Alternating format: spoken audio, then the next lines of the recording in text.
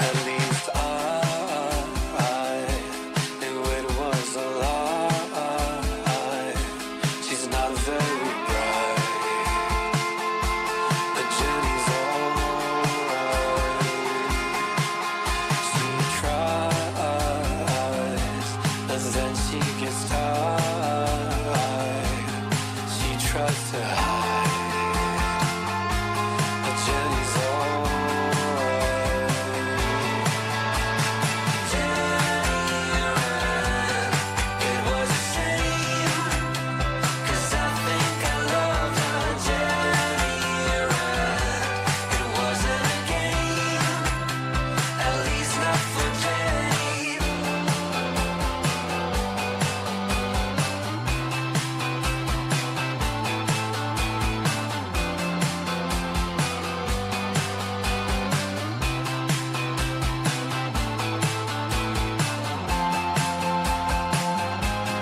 What's on your mind, Jenny?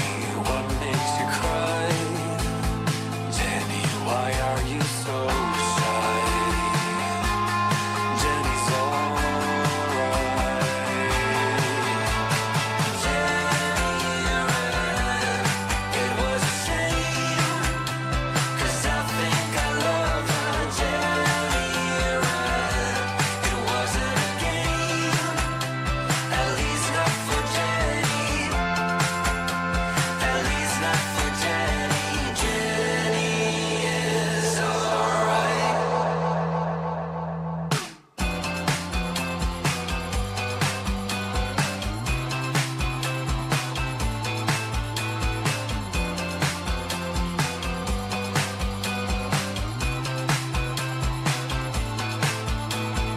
Jenny ran, it was a shame, 'cause I think I loved her. Jenny ran, it wasn't a game, at least not for Jenny. Jenny's alright.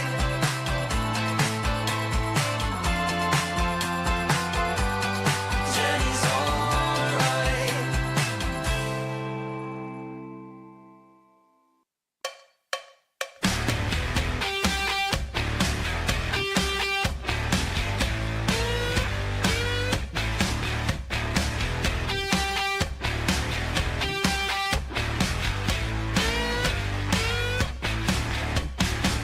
You seem to know something I don't. What's going on? Can you tell me what it is, please? I'm not that slow like you think. Strange vibrations in the room and I can feel it.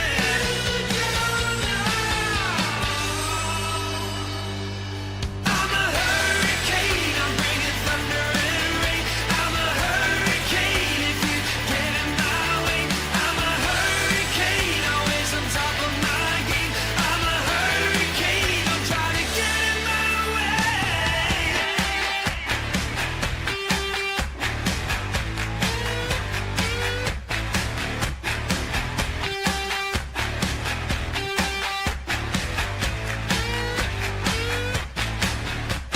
Oh, you rolling punches, I'm catching scars.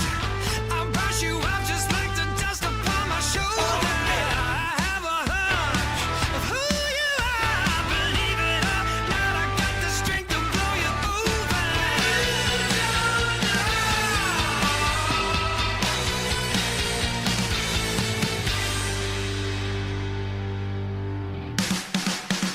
I'm a hurricane, I'm bringing thunder and rain. I'm a hurricane if you get in my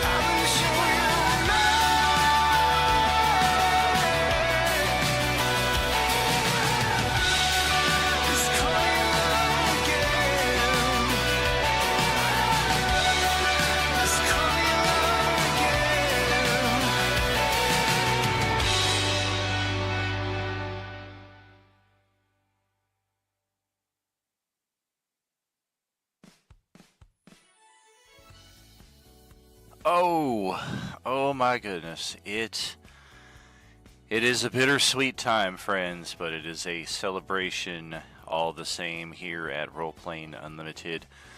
Thank you for joining us for our final televised stream of 2024, our final scheduled stream, I should say, for the Coalescence Chapter 4. We will still have at least 15 plus streams over the next month, largely video game streams and the like, because we have community challenges going on, and our community has deemed 2 of them of the utmost importance. So the only way they're going to accomplish those is if I do my part and make the Beskar mines available for mining and contributions. How y'all doing tonight, friends?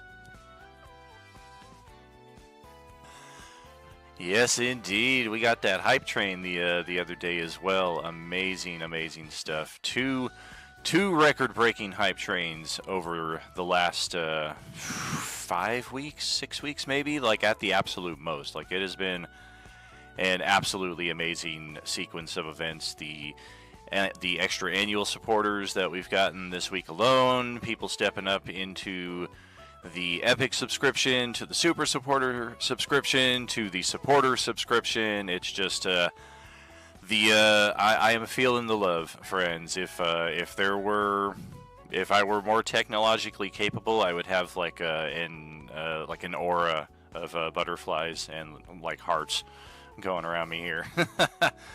Look at y'all contributing to those community challenges. This is the way. Only way we're going to get it done is if everybody is part of it. And we've got a lot of recapping to do here at Roleplaying Unlimited to cover the last 5.5 weeks, the last 15.5 weeks of activity. If I ran 45 sessions in 5 weeks, that's like a session a day. That's like $1 an hour. All right, so here we go, friends. This is where it all began. A beautiful summer's day. Actually, no, we had no part of this campaign that could be described as beautiful, I would say. Perhaps some of the people that we've encountered would be the exception, but the campaign theme and the setting itself, not designed to be beautiful. It is a post-apocalyptic setting known as the Coalescence. It is the results of our endgame from this July, when we had 50 plus characters between players, NPCs, allies alike take on the Sith Lord known as Nihilus, and they won. We did have a few to several character fatalities throughout the mix of that, some of which we were able to make right, others of them not so much, such as the Demon Dragon and the Mistress IG. Both of them were killed / sacrificed in the midst of that combat. The Mistress, intentionally so. She had been infected with this virus from some unknown planet in the far reaches called Earth. And it was a virus that was slowly turning her into an undead creature. And we learned that undead were of particular distaste to Nihilus. He was all about draining your life essence to further feed his psychotic rampage. And with the Mistress, we found a very interesting opportunity in that she was living, but had this virus within her. So Nihilus would target her and hopefully infect himself, and he did. This gave our combined allies at the endgame table the opportunity to lay some whoop-ass on him, layeth the smacketh down, and Nihilus is no more. His mask destroyed, his essence scattered to the 9 hells. That's how we finished our endgame back in July. And then all of a sudden we start off 5 weeks later or so in August, and we've got this weird coalescence of familiar, unfamiliar settings here. We have here before us the most populous city in the Forgotten Realms setting, known as Waterdeep, or Dewey. We also have elements of 1850s feudal Japan from our real-world Earth setting. That does ring a little more true to what we're seeing here.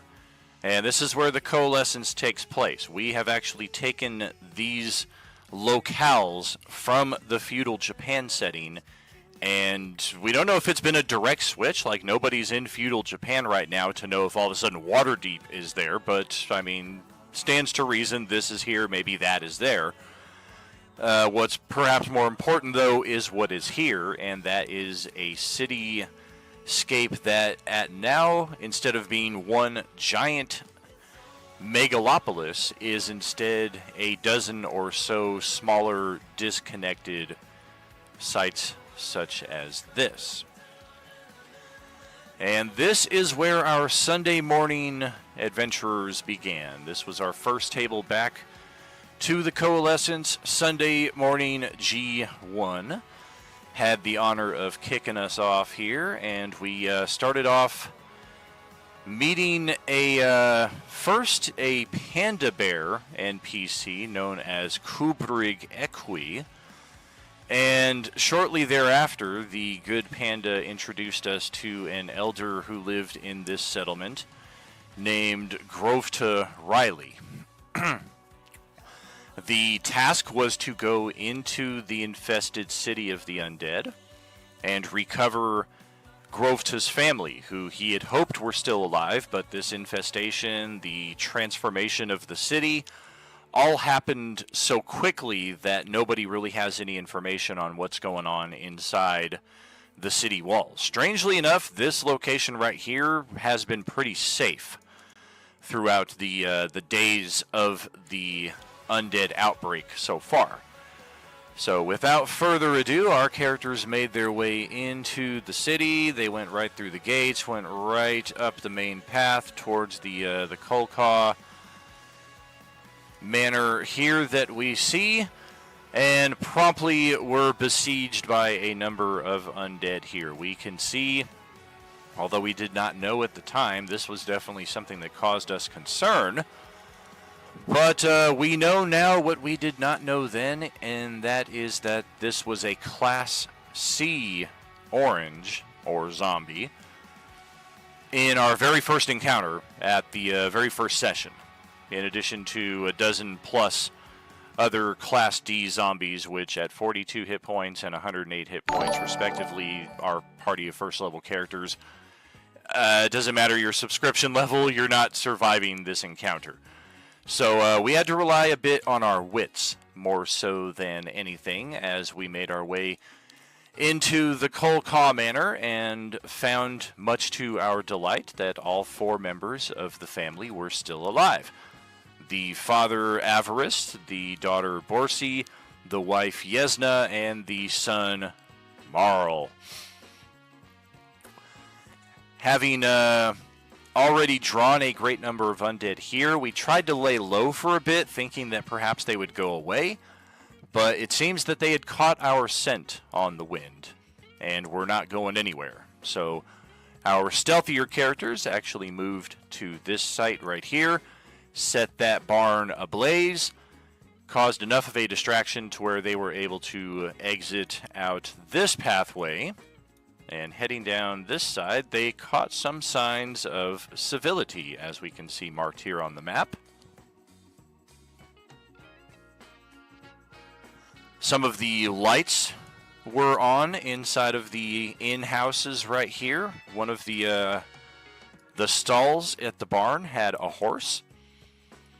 And opting not to investigate this area while we had this family of non-combatants in tow, they just kind of left this for another time and proceeded to head right back out the gate where they came and reunited the family over here. We had a lovely meal, a nice evening, part of an evening anyway, before it was just easier to write it than try to populate the map with that many oranges, because eventually our time of peace came to an end here at the Riley Manor, and a slight rewind, Our escape from the city was not completely unmolested. We did unfortunately have an encounter with a number of the Class D oranges that were making their way out from the north right around this intersection. And Kubrig, our panda bear ally, was killed only a few short hours after meeting him. So shortly after that is when we make our way back to the Riley Manor, and we are almost immediately driven out by the presence of 200 oranges that, yeah, we just don't stand a chance fending that off or facing against it. Even a well-placed turn undead spell, like there's the radius is not enough to hit all of them. So we come here next to the Ucore map, which is the first map I ever designed for the Enemir campaign setting. It's been redone not very many times over the years. I was very happy with the initial design of it. Somebody I used to hang out with did a very lovely rendition of the entire continent map. This would be included as part of that. And then when I got into playing online gaming and picked up the Incarnate subscription, that's when I designed the map again for online play. It blends in a little better than that old graph paper map with the colored pencils. Although they're still decent looking maps. I made them 23 years ago, and I think they still hold up pretty well. But anyway, here on the Ucore map, we have our Monday and Tuesday tables, which is where we're going to focus the next 10, 15 minutes or so. As we began Monday, actually, like more truer would be somewhere over in this location. Our party had met kind of in the wilderness in text RP before the campaign actually kicked off. And we knew of a potential safe place. There was a building on a lakeside nearby that one of our characters was aware of. So that was actually where we began our campaign, trying to make this little trailer here our home. And unfortunately, it was already the scene of a rather brutal crime scene tape blocking the place off. We've got the chalk outlines on the floor there, and we learned very early on the deviousness of some of these oranges, especially with this little generator room right here. Two of them, in fact, stayed hidden inside of this room the entire time, even while our party did combat, with like 6 or 7 of them to initially clear the place and get inside to begin exploring. It wasn't until one of them came over here and opened the door that the zombies like jumped out and, haha, surprise, suckers. So we've learned already a bit of their intellect and just how they are different and how they are similar to your traditional undead. And unfortunately, we did not have much opportunity at all to make this place a home or really to search it out much at all. The escape was so quick that they did not even get to grab a first aid kit that was sitting on the table right here. As we can see, a fair number of undead began approaching from all different corners of the map. And fortunately, we did have a cleric in our group who was able to turn undead, but even still, the 8 to 10 of them that were not turned presented enough of a challenge that our party had to get out of there. And you can see, I believe it was a firebolt or some equivalent spell that went wrong, and we had the porch initially set ablaze. The blaze began to spread through the wall into the kitchen on the other side. It was only a matter of time before the gas-burning stove was probably going to explode and destroy this trailer outright. Our characters had to get the hell out of Dodge, and we can kind of see the ghostly remnants of their tokens here on the eastern side of the map, having made their escape successfully. But much like Kubrig, Bly, played by our good buddy Dom, was caught on the wrong side of the initiative And the party went, then the zombies went, and then he went. And unfortunately, we can see him in the beginning of what is eventually going to be a perilous death-saving mode event here. So Dom, since this I believe happened in session 2. We spent 2 sessions here exploring and then being routed and trying to get out of here. Like the escape was very, very chaotic and disorganized, as befitting a low-level party of characters, as you would expect. And yes, unfortunately, one character killed, the first magic item, so to speak, left behind. We never really even got to explore the shed here, which would have just had some mundane items of interest. I would have rolled a percentile just to see if anything was useful, perhaps in this crate or these lockers right over here. But nothing pre-planned in that respect. The only thing I had planned really was just to kind of get a potion of healing into your guys' inventory, and we couldn't even do that right, unfortunately. Womp womp.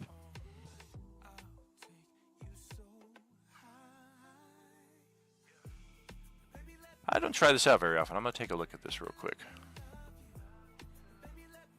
Oh, okay. So it's just like a BRB screen, but it says intermission. Sometimes when they say intermission, like they keep the camera on and the chat box on, so like it's like it defaults to a just chat mode from game mode. So I was wondering if that was the case, but yeah, I may jumping back and forth between this here and there, so I can tend to the occasional bit of gardening, as you know.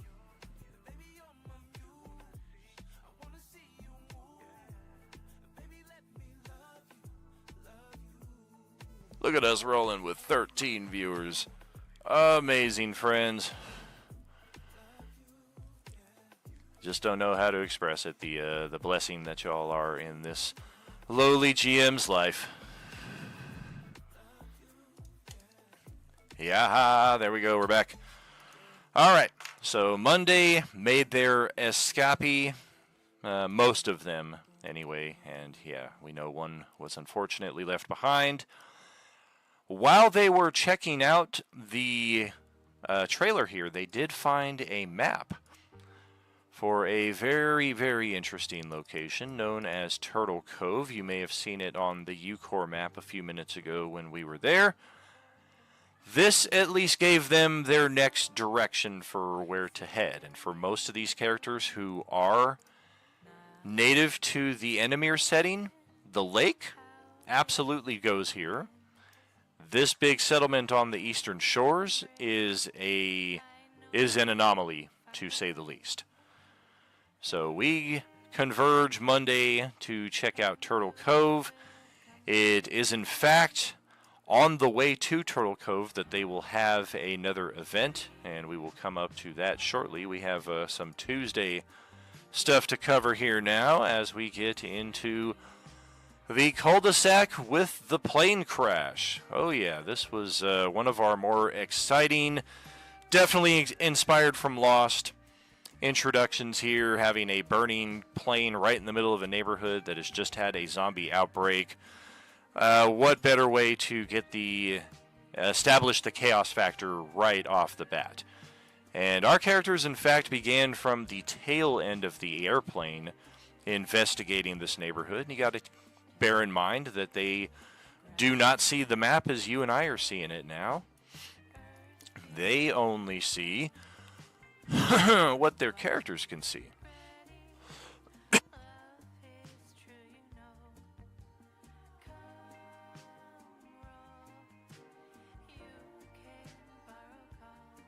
It's that dry Vegas air combined with that 420. You know it.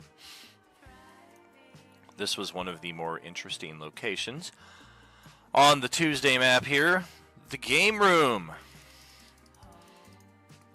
We did not fully get to explore this until we had actually cleared the entire neighborhood. But yeah, you can see the DM screen, all the different player stations, character sheets, dice, pizza, snacks, etc. Like any true in-person gaming room should be.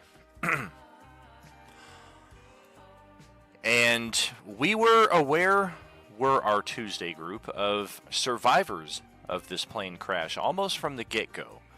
So we were kind of caught in a conundrum of, okay, we're trying to explore this neighborhood and see if there's anything useful here for us. Likewise, there are people in need of help, and some of our characters fashion themselves as heroes. And we're very quick in trying to respond to take care of these plane crash survivors.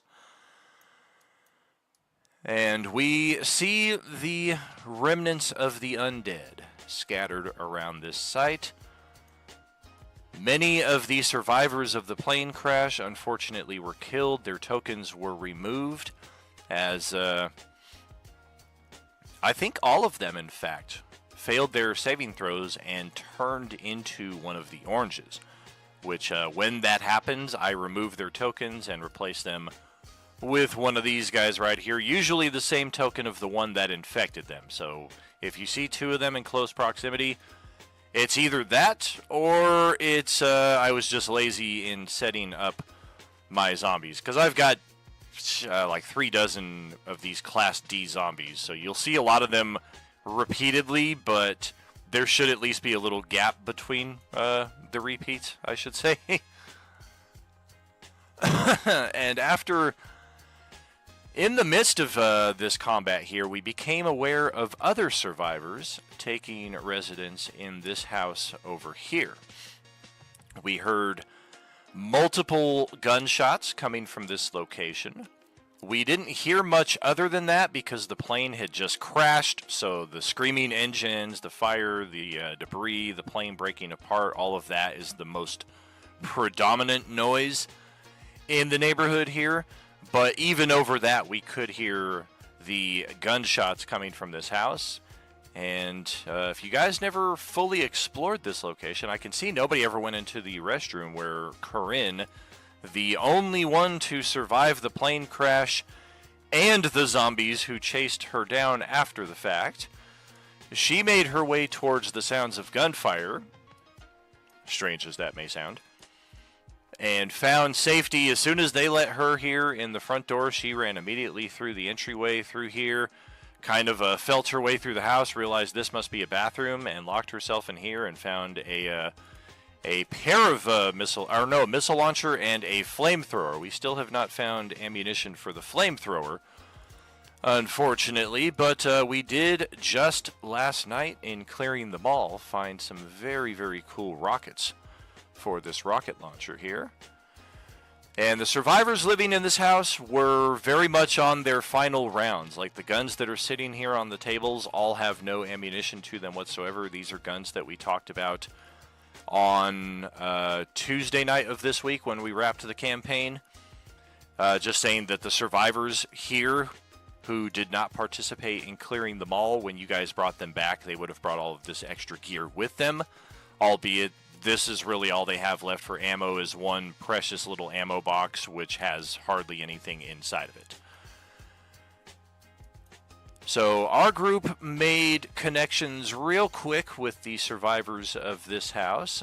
Some of them were not located until later. Tim and Kurt were part of the survivors that were taking up shelter here. Jack, the Labrador, was actually located right by the first building that we began to... we never even really cleared it until we came back. I think this was one of the last buildings that we cleared, although we did have a couple of humorous incidents with our Tuesday Night Barbarian breaking through the metal sliding garage door only to discover that somebody had already broken through the concrete wall a mere 5 feet away, and he could have just went right around the corner and came in through that. Or, I don't know, like actually try to use the door and pick the lock. That's always a possibility. Oh yes, these artificers are going to be valuable, very valuable, especially when it comes to reverse engineering some of this technology that we only have limited supplies of. Gasoline, primarily, because we do know where the guy is who knows how to make gas, but we also have characters who are probably more powerful than this character right now and might be able to shortcut the process a little bit as well. But yes, our group of player characters, after meeting up and clearing the initial wave of zombies, we did have some combats spill out as far north as here, into this driveway, this torn down row of hedges. We had some of the combat spill over to here. It was Silkass, aka Senor Smoothbutt, and I have to say I'm very disappointed that I believe it has been 3 sessions now that you have had the item in your possession and nobody has had the pleasure of being introduced to Senor Smoothbutt's super sensory sombrero. So, I mean, you put an item in and name it after the character itself. I named an item Lucky Lantirthi's Longsword, and within the next session, Katie had busted that thing out and was like just kicking all kinds of ass with it. Like she understands, like this was an item that was meant to be used. Meanwhile, Richter's like, I'm too embarrassed to wear this thing. I digress. What, did you not catch Senor Smoothbutt's super sensory sombrero? That was his relic. That's his magical relic. She understood the assignment. Yes, she did. We did have, as I said, though, some of the combat spill over into this area involving Senor Smoothbutt, a.k.a. Silkass. And unfortunately, due to the chemicals and the high-powered machines in this room, in addition to, I believe, an AoE spell, was enough to ignite some of these combustibles and cause a pretty substantial explosion, which threatened to set fire to the entire house. Fortunately, the character responsible for setting the fire possesses a legendary magic item, and this item was coerced into summoning an ice elemental to go put out the fire. An ice or a wind elemental. One of the two of them went over there, put out the fire, and saved this location for us to explore at a later time. I believe most of our tokens are going to be found back at the first building, but we did next head here to the south because there was one zombie banging on the door here for whatever reason. And we later found out it was probably to go reconnect with all the rest of its zombie buddies because first floor was very clear, but level 2...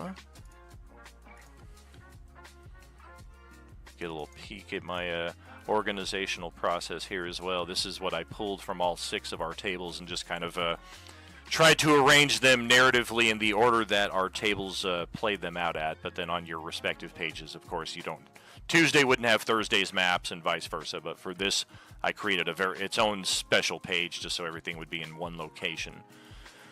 But yes, here on level 2, we found a great number of zombies, and this spot in particular, I feel like we spent like a session and a half right there at the top of the stairways and in that little tiny hallway. Brad, Terry, Kimberly, J-Man, and Richter can all attest to that. I think Cedar spent most of the combat actually out here, but he may have gotten caught up in all this nonsense as well. Very tight quarters, and there was somebody dressed as a zombie, and this is the second time now, although in chronological order this would have been the first time. But if you recall, during last night's resolution of the feudal Waterdeep game, we had Marl talking about that while in the middle of running through the streets of the feudal Japan setting and the zombies were everywhere. There were some people who seemed to be play acting as zombies and just kind of standing back watching what was going on. In this room, we had like 7 or 8 different zombies that were inside of here, inside the hallway, inside of the office here down at the end. Exactly, that was what he was saying about covering himself in zombie guts. He saw some people that were doing that, and were kind of observing from the back while all those zombies were tearing apart Marl's family and chasing you guys down. But in this room, there was likewise somebody who wasn't covered in zombie guts, but seemed to be wearing like a zombie skin suit almost, like somebody who had taken this to the next level entirely. Of course, if you're familiar with The Walking Dead, absolutely inspired by the Whisperers, who do the same thing. They capture the zombies, they skin them, they cure the skin, and then they size it for the people who are going to wear it so that they can better blend in with the undead themselves. There's one guy who seemed to have perfected this process, and it was only after this 2-session combat was resolved and we started looking through some of his personal effects that we realized some of his backstory. He must have been related to all of the zombies that were living up here on level 2, because they looked a lot like pictures that he had in his private photo album. So this is why when your characters came up here and started killing the zombies, he immediately started popping his head out the door and taking shots at you guys and then stepping back inside the hallway. And then once you guys had killed his family as he saw it, he then fled out the window, off of the roof right here, jumped down, and oh no, he didn't go that way. He went this way behind the gazebo by the pool. This is where Mr. Chen made his way. None of us actually saw the true Chen. We only ever saw him covered in zombie guts, but this was the guy who was shooting at our Tuesday group, and I've got him earmarked for a special assignment later on. Don't you worry about that. After we cleared out this house with Tuesday, we then make our way to the Thursday table, where we started our adventures.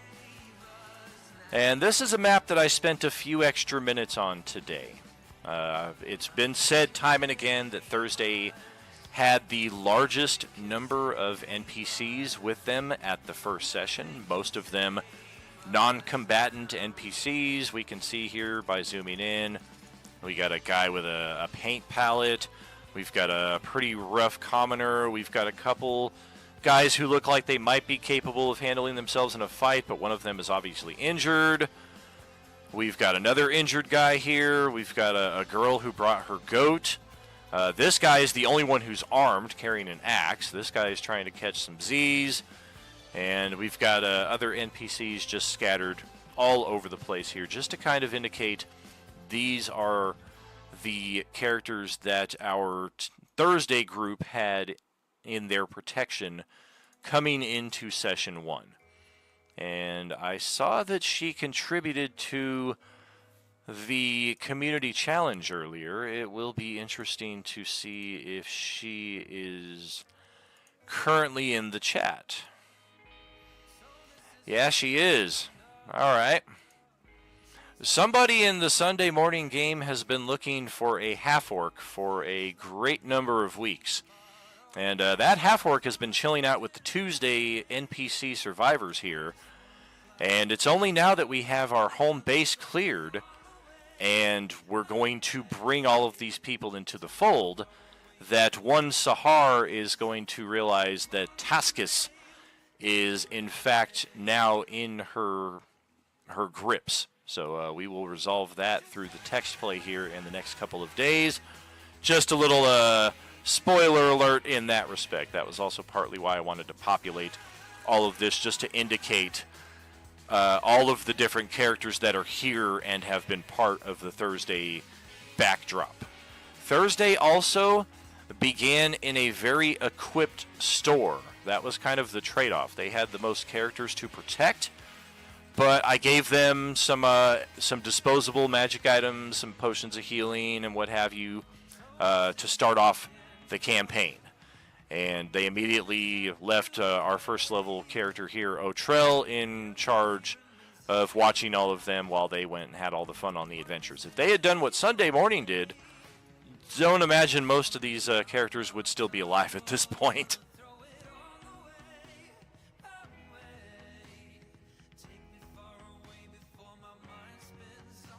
Definitely her bounty, but the question begs to be asked, like, who's going to pay it at this point? So that is Thursday. We began with some RP.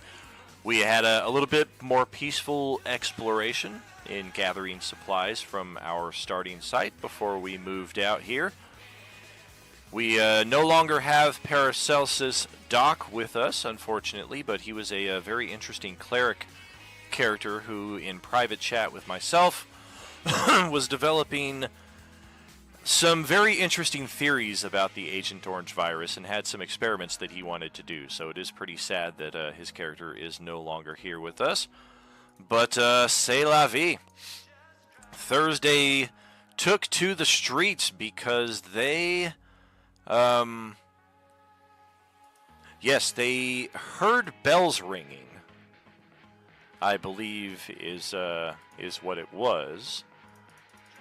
And they went off in searching for that, and came into contact with the one known as Noburo.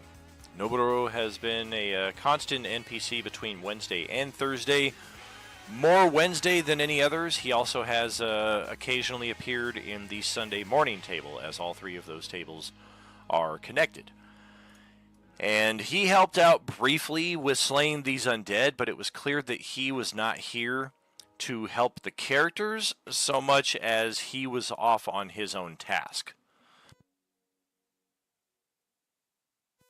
And given his movement speed compared to the characters here at level 1, it was a very quick and easy process for him to just kind of step in, kick some ass, and then fly off stage left here while everybody else is still kind of like, whoa, wait, hey, come back. All right. So I'm thinking actually they were not in pursuit of the bells. I think I've got that mixed up with Wednesday crew, because Wednesday pursued the bells and they pursued them to their source. Thursday, however, had spotted a rather large structure off in the distance, and I believe it was Genzo here who used his owl familiar to kind of navigate the land and try to find a place where all of our characters in the group would be safe. So that is what drove us here through the city streets and to our first site here for Thursday evening, the Pagoda. And here at the ground level of this mighty structure, we had some pretty interesting encounters with the first of the 1970s goth zombies. Although still for narrative purposes, they are just Class D zombies like the ones we've been facing in all the other tables. We kicked all kinds of ass breaking through here, and we met a pair of memorable NPCs, one of whom, throwaway name, but I think he has become one of the more memorable NPCs of all of the ones at our tables, strictly because one of our newcomer players, when we were still fighting this battle out here on the front steps of the Pagoda, where is Balerin? Where's he hiding at? Oh, he's all the way down here hiding in shame. He mistook this as a zombie. Can't entirely blame him, considering like these guys are also like all standing in the same area. But yeah, after Rick was stabbed by our rogue character here, there were some interesting and humorous exchanges between the two of them. We did find one of the Undead Slayer daggers, one of the only ones that we've managed to locate in the field of play.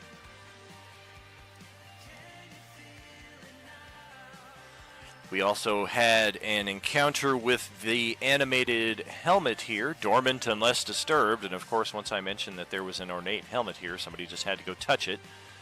And that prompted one of our few encounters with something that was not an undead. And following that, we made our way up to the second level of the Pagoda, but that would be saved for next time around, because Sunday evening had an adventure of their own. And in fact, this is jumping the gun a little bit. We should go here first. As Sunday morning started off on this lonely stretch of highway east of Omaha. Oh wait, that's turn the page. But yeah, they did start off here on this lonely stretch of road here. And this shrouded location was the first one that they saw. So naturally, they just started to make their way to it when they were met by this battle van driven by a couple of NPCs who we will get to know very soon on the next map, known as Jung and Tongue-in-Cheek. And our NPCs in the battle van warned our players to stay away from Roswell. It is heavily saturated with the undead. Most of the team that they went in there with are not returning alive. So they are heading out of there with all haste. And these characters, being obviously not from the New Mexico setting that these NPCs are used to, offered a ride along. Of course, we've got, and this has been a theme throughout these campaigns so far here in the first 45 sessions. We've got the language barrier issue. We've got characters who speak Common. We've got NPCs who speak English. We've got characters who speak Elven. We've got NPCs who speak Japanese. So spells like tongues and comprehend languages and effects similar to those have been very crucial, in addition to a decent performance skill, so you can kind of pantomime your way to friendship here.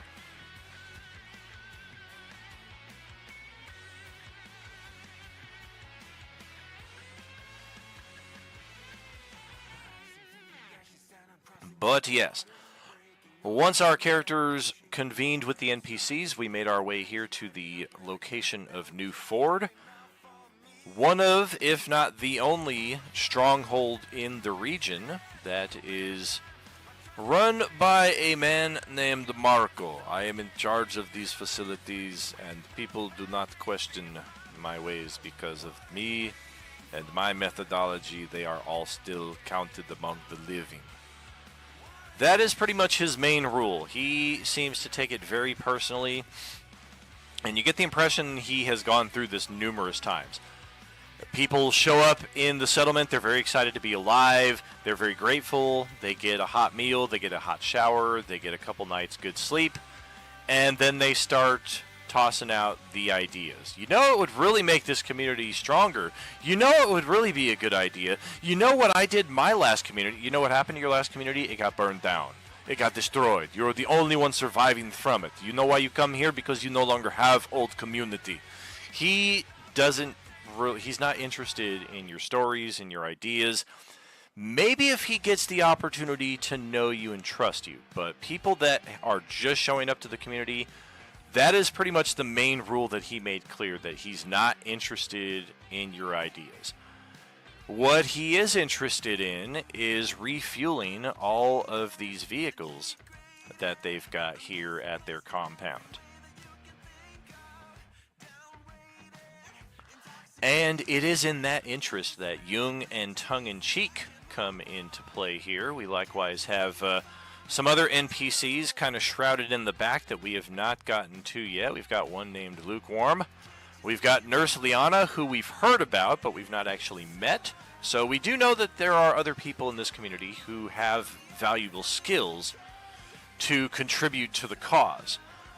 But Marco presents his community as having a pretty long arm, being able to assist other settlements, communities, if you can even call them that. Like, some people are literally just living in a ranch off the side of the road with 3 members of their family, and they can't be bothered to leave their family home for whatever reason. So Marco prides his community on being able to assist those who are kind of out there in the boonies, unable to assist themselves. But without fuel, all of these lovely battle vans that they've got are useless.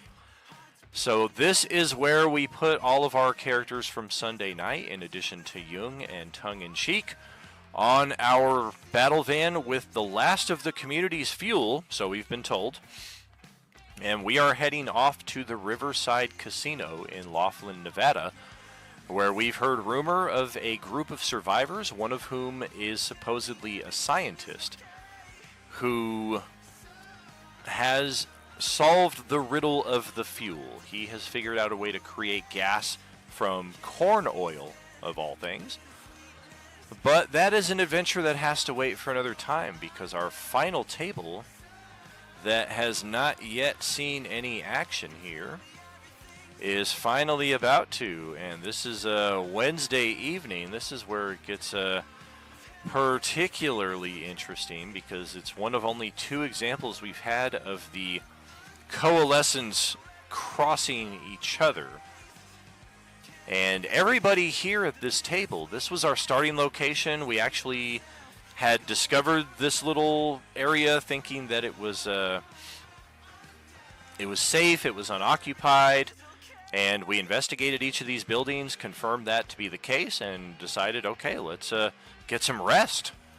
And we're actually going to start off the campaign with a long rest. And of course, about an hour, 2 hours into that, we start getting assailed by a number of undead. Our party actually split themselves into the two different houses here. We've got windows on different sides that the zombies were able to get in and out of. Likewise, one of the player characters, Topper and Inky, who is trapped underneath the elk here. He actually made his escape from the window here when this zombie came after him and got a little too close for comfort.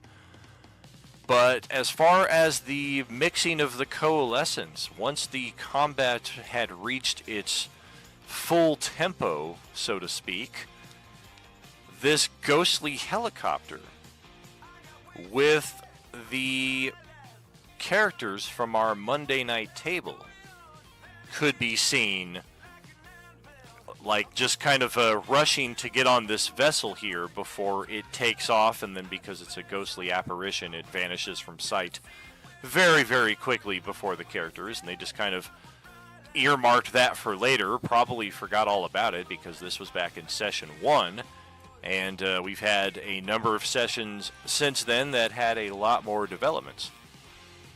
Namely, once we finished this combat, this is where the party heard the bells ringing, and they chose to pursue, accompanied by this guy, Noboru, and also similar to his encounter with the Thursday night table. He literally just kind of plowed through the battlefield here, killed one zombie, and then just kept running off in the direction of the bells, located somewhere over here, maybe.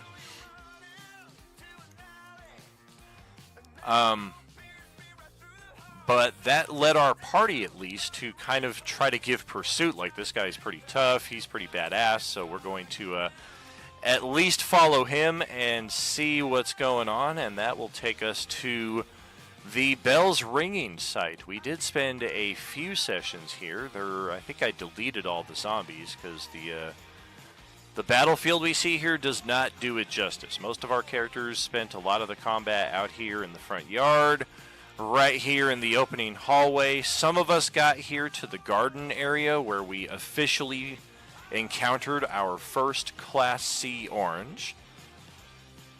And Noboru spent most of the combat here in the dojo fighting like a dozen of the Class C zombies by himself. And because these are paper walls, everybody was just kind of seeing the shadowy silhouettes of the fight. It was kind of like a cool narrative addition, I thought.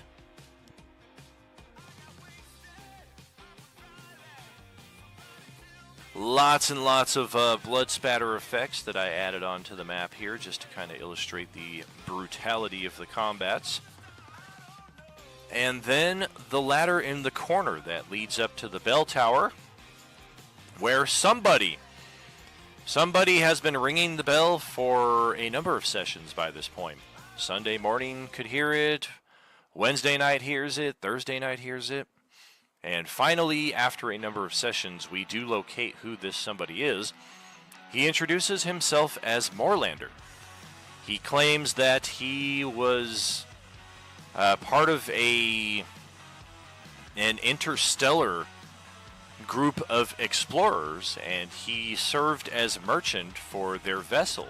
He doesn't know how he got here, why he's here, But shortly after he arrived, he tried to partner up with some people that he thought were trustworthy, and they immediately robbed him, stole his inventory, as he called it, and they left him here to deal with a lot of undead by himself. Thankfully, he had the wherewithal to get up the ladder, lock himself in the bell tower, and realizing the zombies are already here and onto his scent, and they're not going to go away, might as well ring the bell and see if we can draw other people here who might be able to help.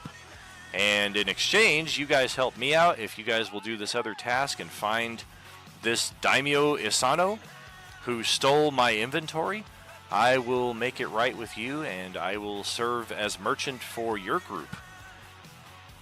So that having been the case, we come full circle back to Sunday morning, and I'm going to send us to another intermission here for like 5 minutes or so, give my voice a few moments to rest. I'm sure y'all can hear the wheezing and the choking. So we'll give it just a few moments. I'm going to sip on some water here, and we will catch up with you for another cycle of the Coalescence Chapter 4.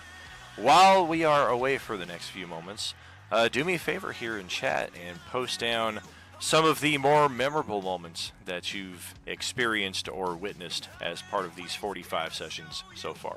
Are you with us?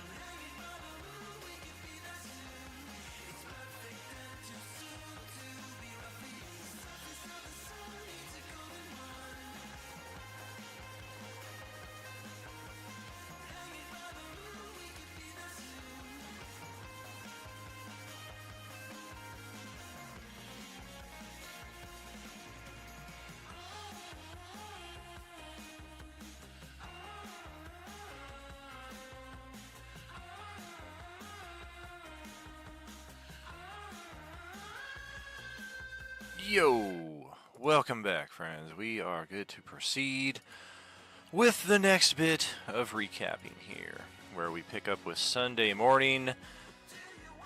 And last we left them was, they were being chased into the city by the hordes of undead. We had some opportunity to kind of stealth our way through this map. We didn't have a lot of encounters.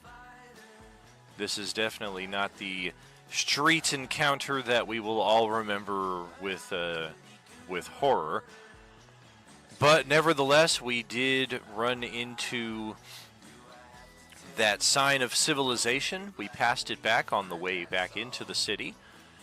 Encountered a new party member named Ridabru Ikru. And unlike Kubrick, he has in fact managed to survive this entire time with our party. He did also, it wasn't his, but he did have a horse at that location where you guys found the signs of civility, and unfortunately in the midst of this combat, that horse just made a break for it. And last we saw of it, it was completely surrounded by zombies. No reason to think that anything good happened to it after that. As for our characters and the NPCs, at this point in time, all of them were kind of playing off of the same token here. So I only added these ones in today just to kind of reflect what the combat might have actually looked like had I taken the few moments to find our NPCs here and not just say it's Grove to plus family kind of thing. Making it through here, however, though, we make it to the farmer's house, where it was a brief side quest here where we had opportunity to explore, possibly locate some items of interest. We did find a couple dusts of healing and some other mundane equipment, I do believe, in that respect. We, of course, had an unexpected encounter with a few of the Class D oranges. Some of them came from the back door, some of them came through the front door. Some of them were already here inside of the barn, munching on this horse at the time of your guys' arrival.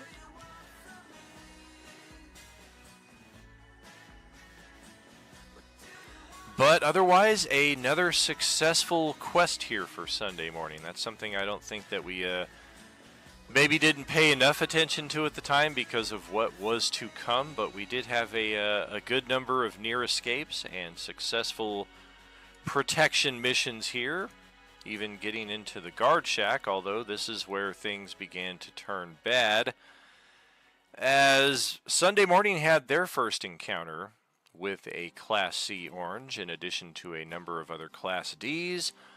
We did find some mundane gear here, as you can see labeled on the map. The Dust of Healing located here. Krill had been looking for his black and white daggers, a part of his character's backstory, and upon arriving here at the site, he was able to locate the items of interest. Unfortunately, in the middle of all this combat, we had zombies everywhere. Some of them even broke in through the bars right here, where all of our NPCs were kind of thinking they were safe in this room. And unfortunately, as the combat spilled further into this area, the daughter Borsi was bitten, killed, infected, and turned into another opponent for us to defeat. So that began the horrors for Sunday morning, and it were not a pleasant thing. And this is where Thursday spent, I want to say, two and a half sessions on this random encounter, which probably should best be nicknamed 91%. And Sunday morning will, of course, understand the pertinence of that. We began over in this area roughly, as I recall, with instructions that we needed to escape through here. Unfortunately, the saturation of zombies on this map was high. They were everywhere. Everywhere we tried to run, everywhere we turned. We had a brief stall in this room. Some of our characters, in fact, kind of took this ledge out right here, this moss-covered slippery ledge, and made it back out here to the street. Redabru took use of the river here and his aquatic nature and managed to avoid attacks for one round at least by submerging himself. And we found the first little clue of what was to come here in the mask store. One of the cultists of Nihilus unfortunately lost part of his gear during a particularly harrowing escape from a number of undead in this area. And wouldn't you know it, it was our Sunday morning table that came along and found a Mask of Nihilus, which just began to spark all kinds of theory and conspiracy alike. And it would be a number of sessions before we finally found out just what that mask would mean, i.e. the cultists of Nihilus. But for the time being, there was all kinds of curiosity with Winston's mask. Yes, this is the map where we met Winston, but it would be a short while after. This is where everything bad happened. We just had him coming in from both sides across the bridge. We had some characters make their way out as far as here, but the zombies were coming down this alley. They were coming down this alley. Some of them were coming from this side of the street. So we took our stand here. And unfortunately, even an entangle effect here, even a turn undead. As valiant a defense as we were able to make, Yesna was first killed, failed her saving throw, and got turned into an orange. And Avarice, however, was merely killed. He did make his save against the infection and was later on just kind of trampled and beaten in the chaos of what was going on, and he died from that. Fleeing a bit further down the street, the man who tied all of us together, Grove to Riley himself, the final NPC, we can only hope, to perish. And it was there in the midst of that Dylan made the joke that we inadvertently created Batman here. And that is where Marl's token entered the ghost layer and became Batmarl. And it'll probably be some time this weekend before I reveal what the secret is. But I feel like I'm going to reveal 95% of it by saying nothing at all and just doing this.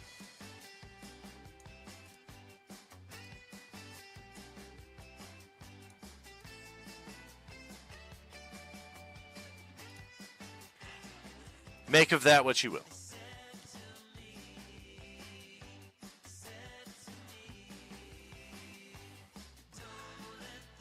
And I did try to remind you guys one more time, because as I said, the secret is something that any table could potentially do. But it requires the right timing, the right circumstance, and it requires doing it and not theorizing what it is. Yeah, some of your discussions were very, very much in the vein of what the secret is. It's just sad that none of you found or took the opportunity to actually initiate that in-game. Oh, Westy missed it completely. Put the bear down, buddy!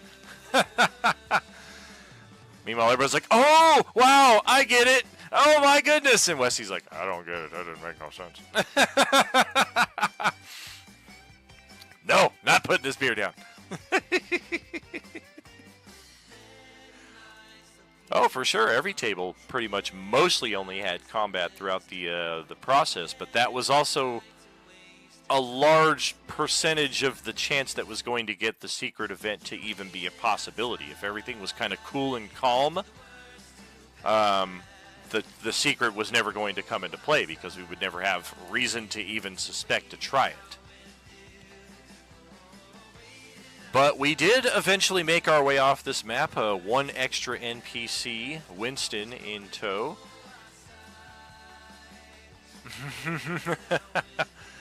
I feel that Terry was very close to it. I can't say for certain that you were 100% correct, but I remember reading over yours and being like, yes, yes, yes.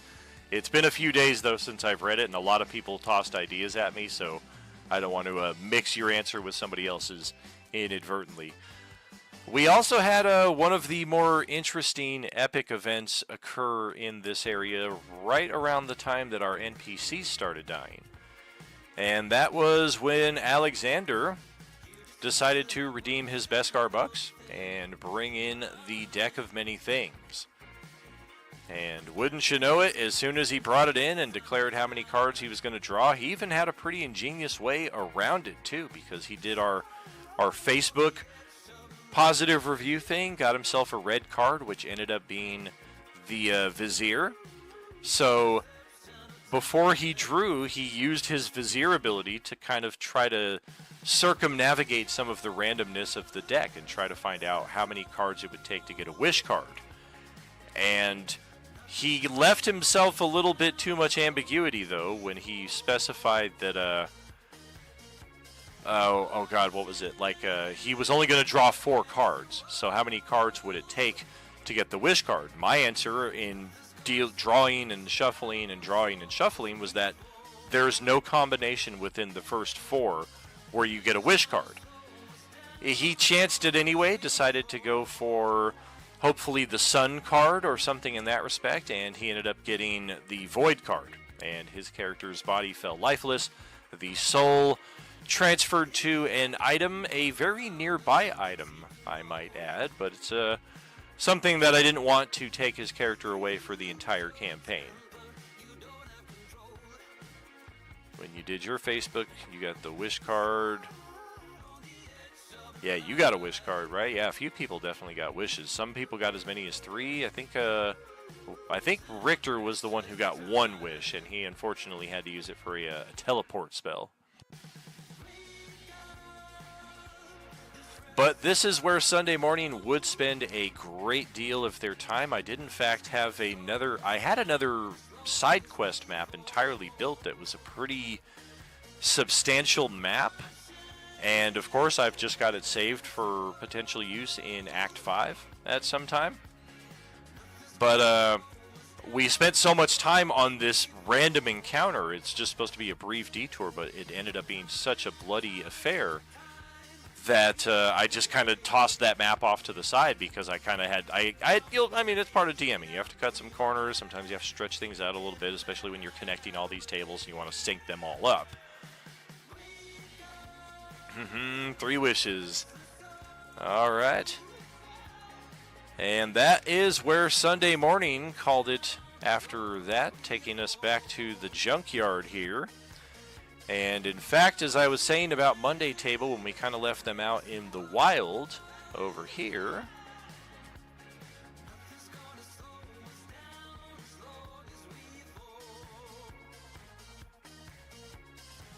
it's definitely challenging, but it's one of the more fulfilling things as a GM that I've ever had, especially just starting on a random Sunday in August and not knowing when I was going to end, but knowing that we're going to have the holidays around December, so we probably won't play as much during that month, if at all. And then only around October realizing, okay, we've got this many sessions left. This is the story that I still want to tell. This is where I want us to get. All of our tables need to get to this point by this time, and then having yesterday wrap up the way it did and seeing that all 6 of our tables got to where they needed to get to, it's very fulfilling. But this goes back to our Wednesday little vision that they had there, where they saw the ghostly apparition of the helicopter and the Monday party getting on that chopper. Our Monday table, in fact, as they were making their way over the landscape here, the zombies that were pursuing them from that little lakeside cabin continued chasing them. And we were going to have some issues with chase, movement speed, exhaustion, if this chase kept up with any degree of consistency.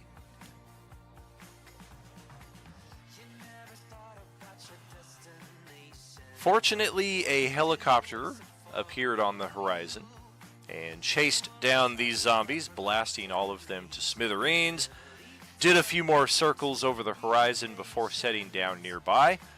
And from that helicopter, our Monday crew met the NPCs Thompson, Pete, Rusty, and Gene. And all four of them ran into the same issue that a lot of our interconnected parties have run into, the language barrier. So it was some degree of pantomiming, I believe, to get our parties united, because I think the only one who had the ability to comprehend languages was Bly, which made his death outside of that trailer even more tragic, because now the rest of the party is here, and the one person who could communicate. Womp womp.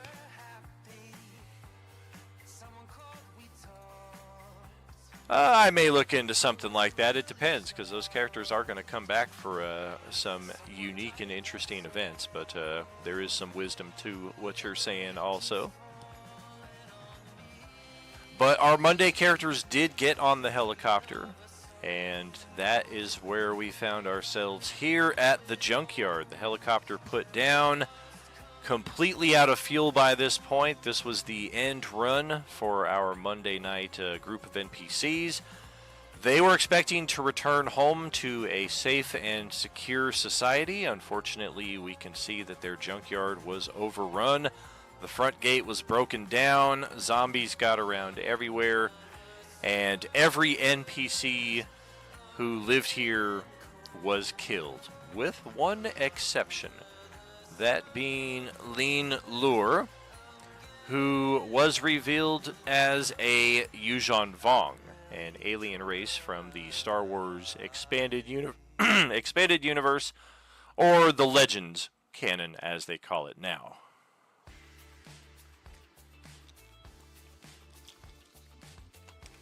Yes, indeed.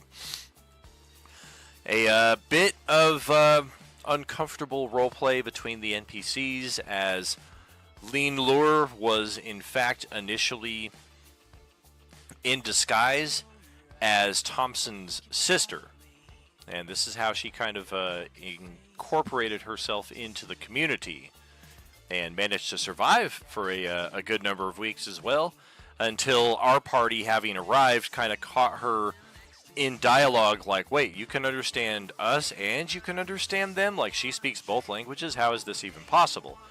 And that's when she revealed her true identity. If you don't know about the Yuuzhan Vong, they are entirely biotech.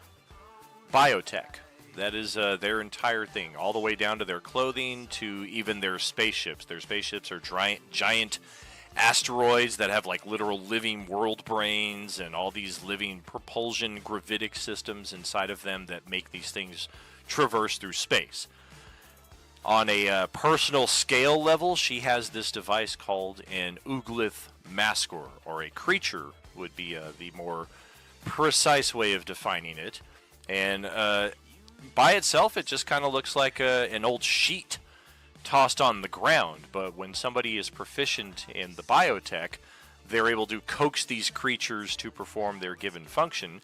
In this case, the sheet, once she kind of communicates with it and touches it a certain way, it crawls up her legs, eventually encompassing her entire body, and it basically creates a disguise for her. She can appear to be any other humanoid that she has seen before.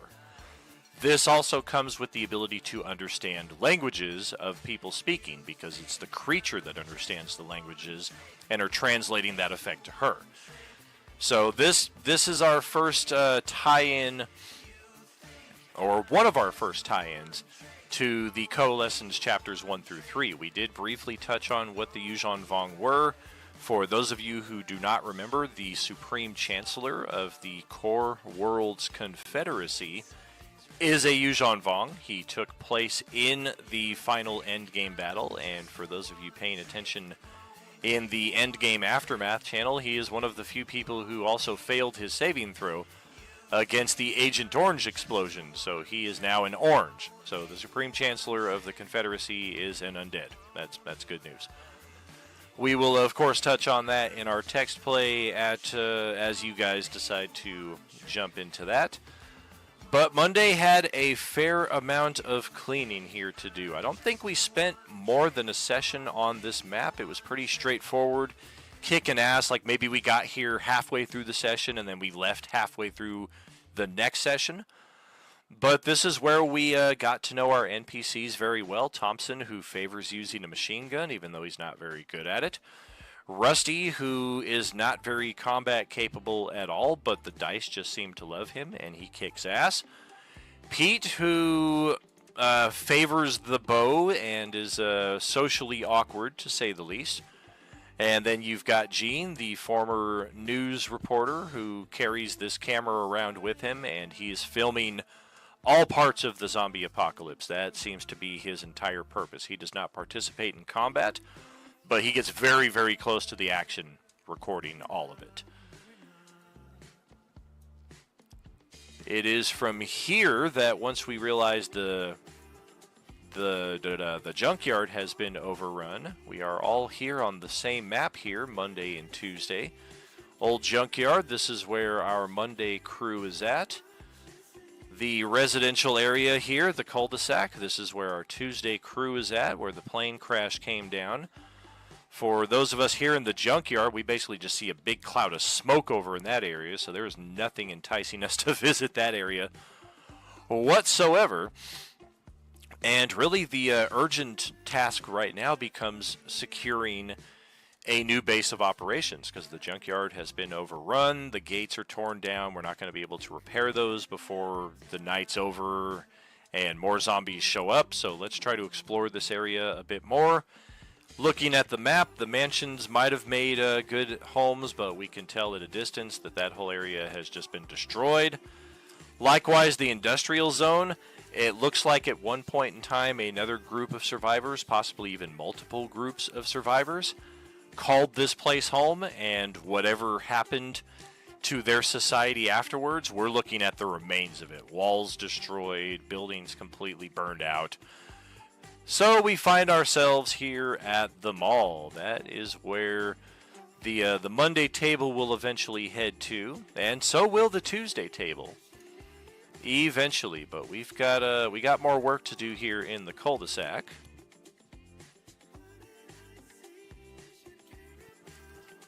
What is these?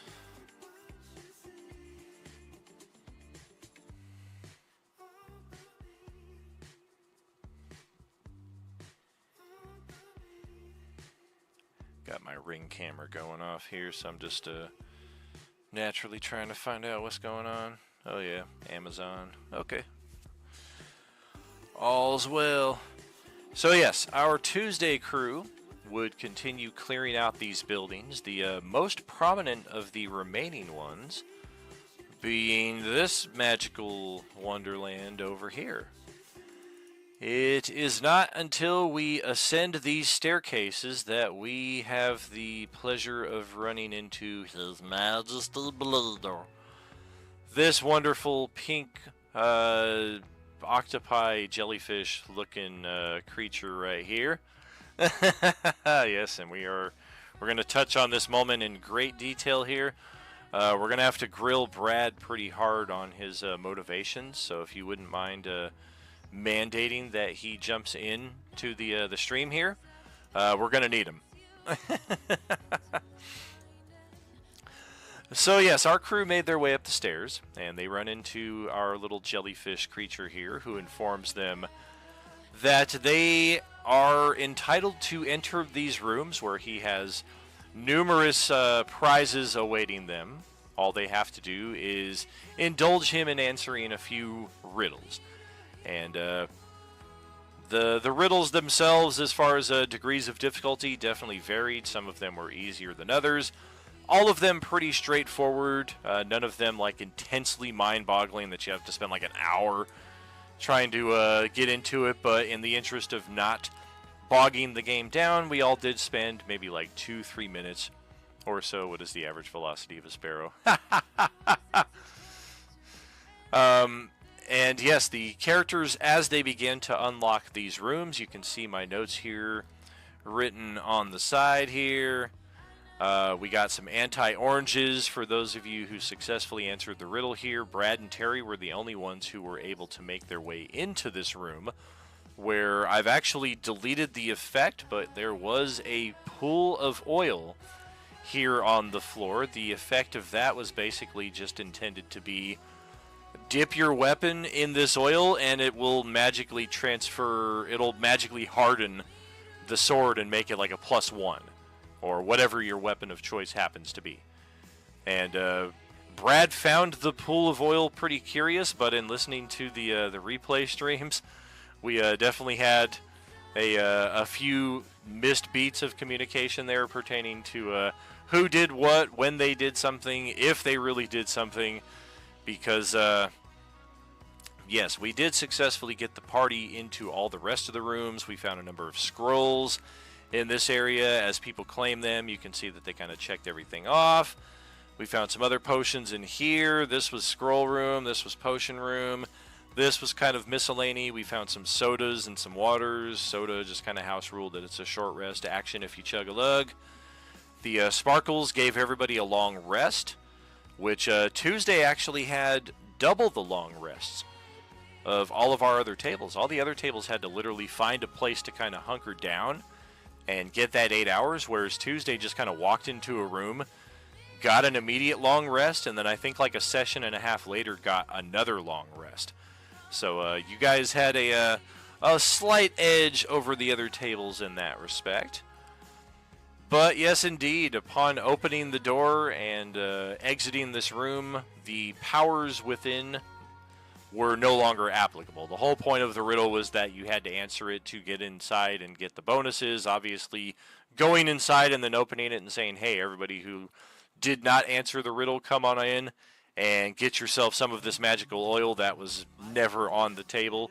And I think that was largely where we ran into problems, because Brad, absolutely brilliant answering the riddle and getting in, and then as soon as getting in, not really understanding or figuring out what the oil was for, trying to figure it out in character, not really having a lot of luck, and just figuring, I'll open the door and some of our smarter characters can come in here and figure this out. Oh, damn, the oil got dissipated by the temperature exchange between the bathroom and the hallway, and now it's all evaporated, whatever the heck happened out.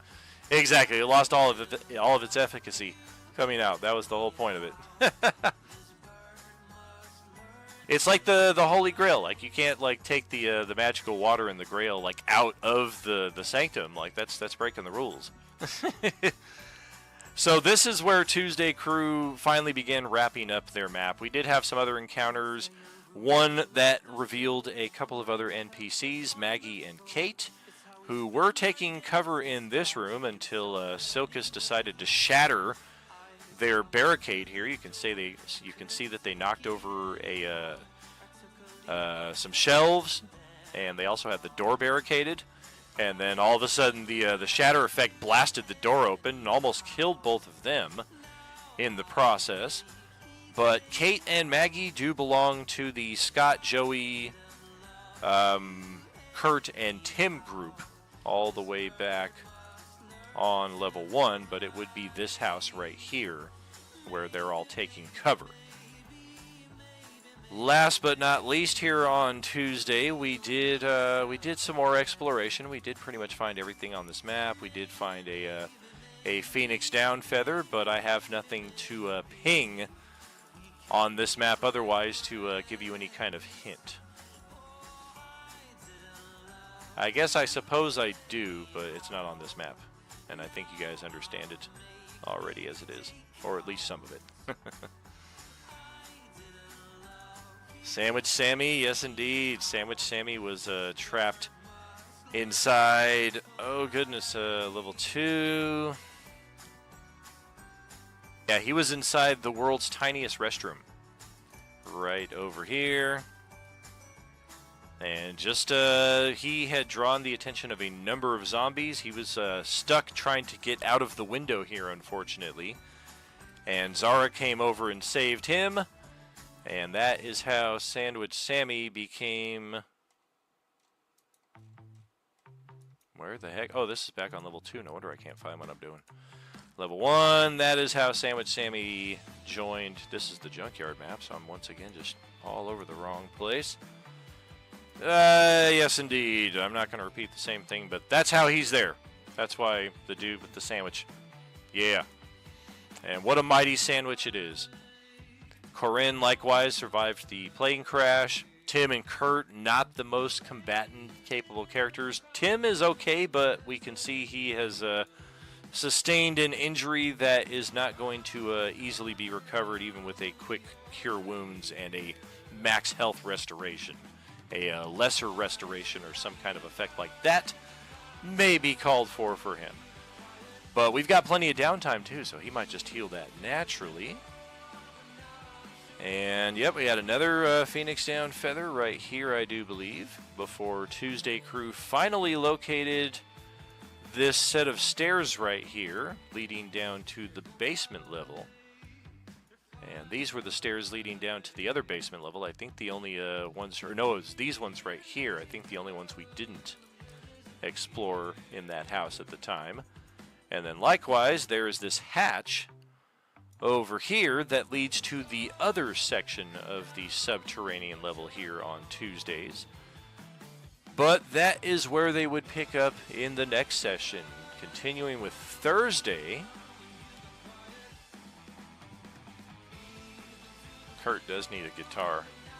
Brief little pause here. Little gardening break. Thank you for your patience.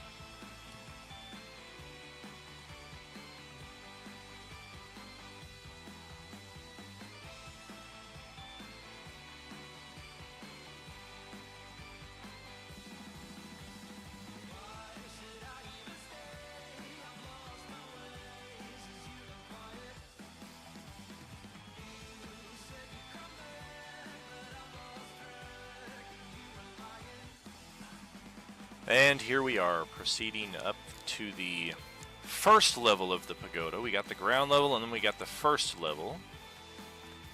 And this is where we're already starting to lose some of our NPCs. This might be where we lost Doc already, because I think he did not make it very long into the campaign, unfortunately. And Marcus, unfortunately, the East Coast time difference, we just keep losing him in the last hour of the session, unfortunately. But this level was very straightforward.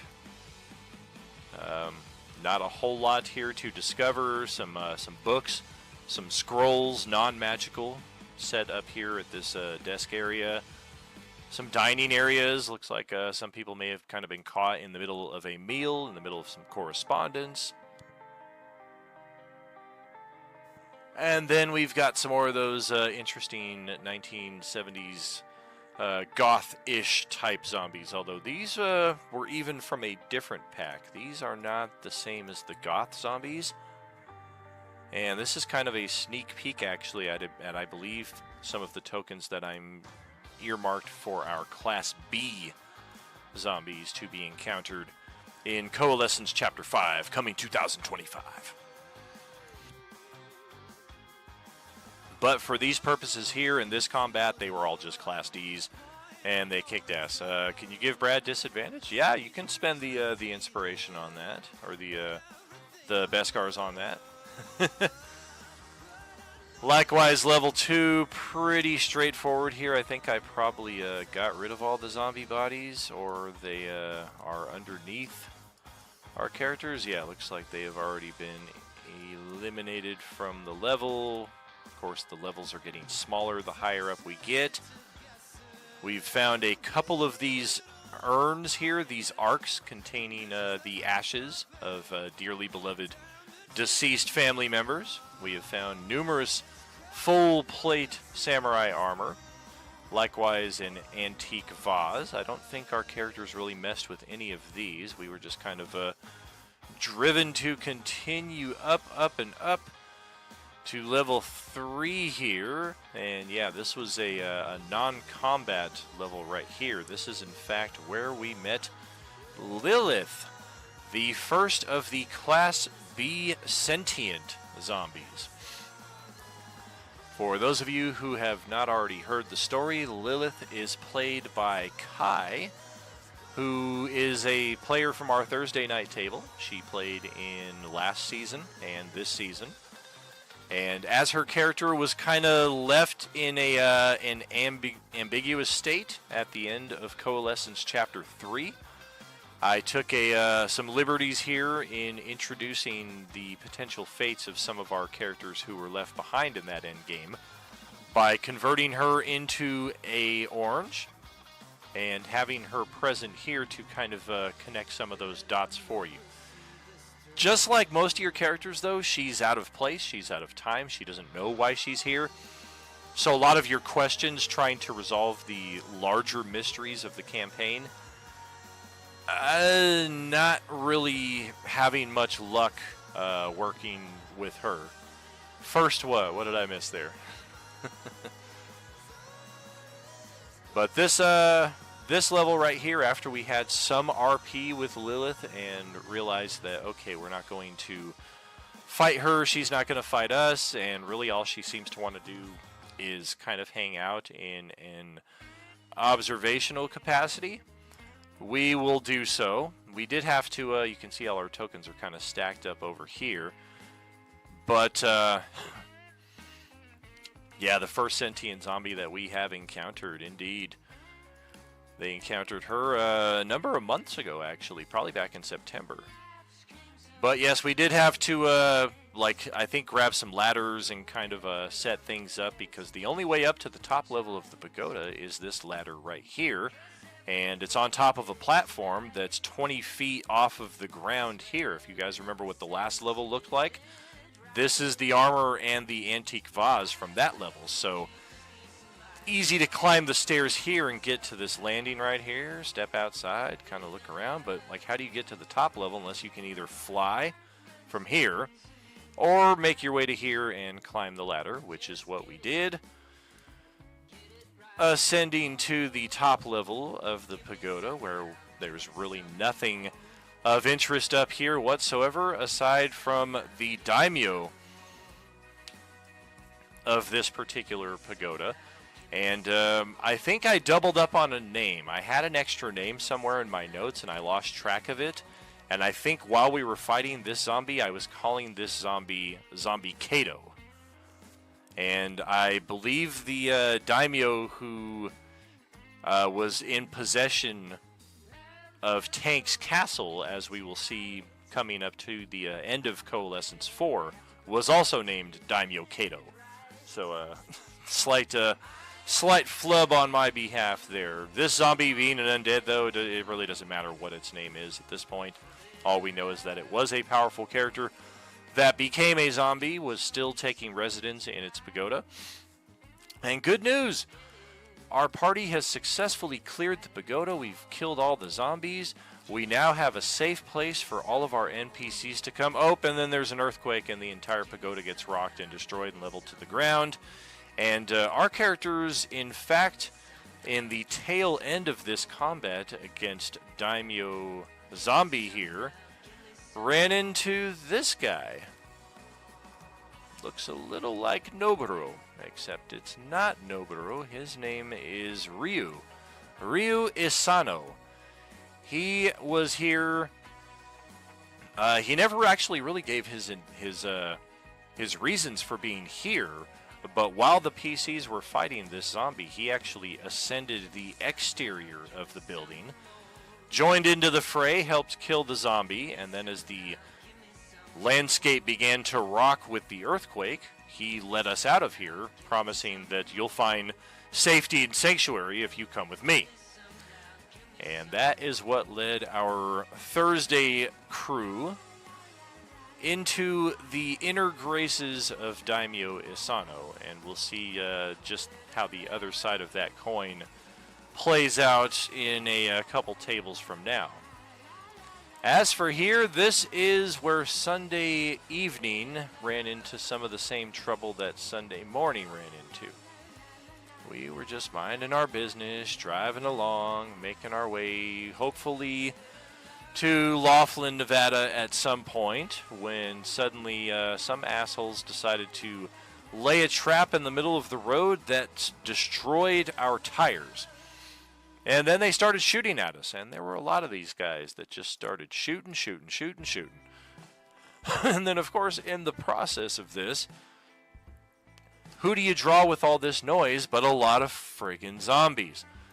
And that is what we see here, is the aftermath of their combat. Some of our characters got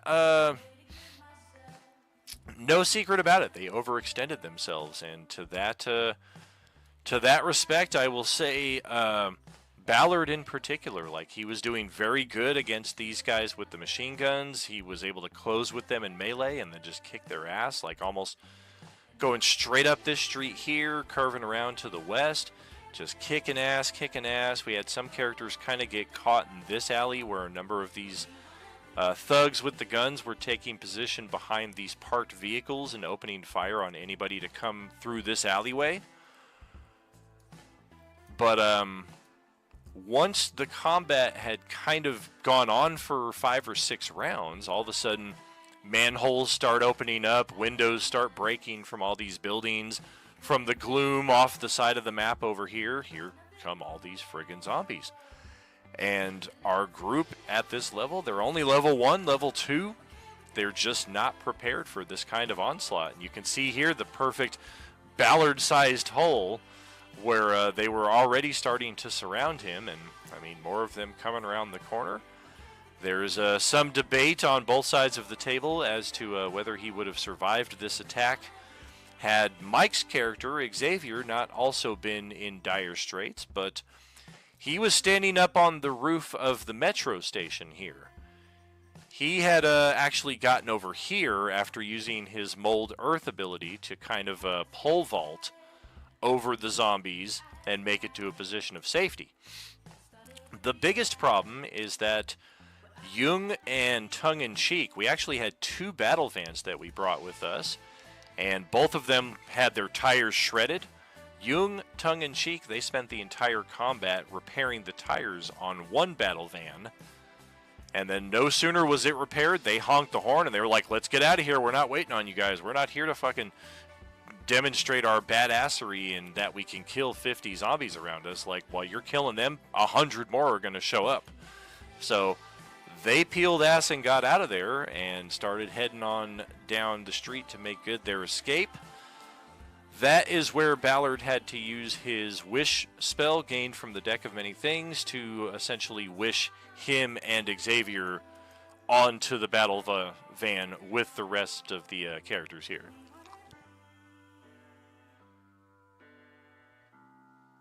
No such thing as 100. Don't challenge me!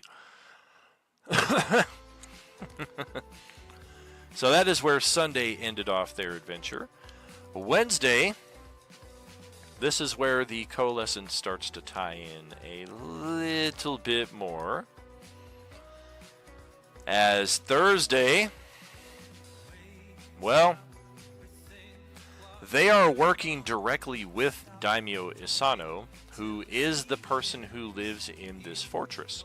It's a beautiful looking fortress too, if you don't count the fucking Tarrasque hanging out in the courtyard.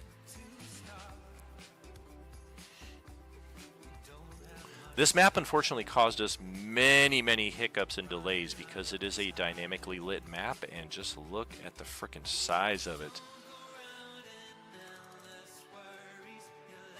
I think I'm a little shy there. I was about to start counting, but I don't think that's 100 zombies quite. It might be. It might be like 80. 80 or so.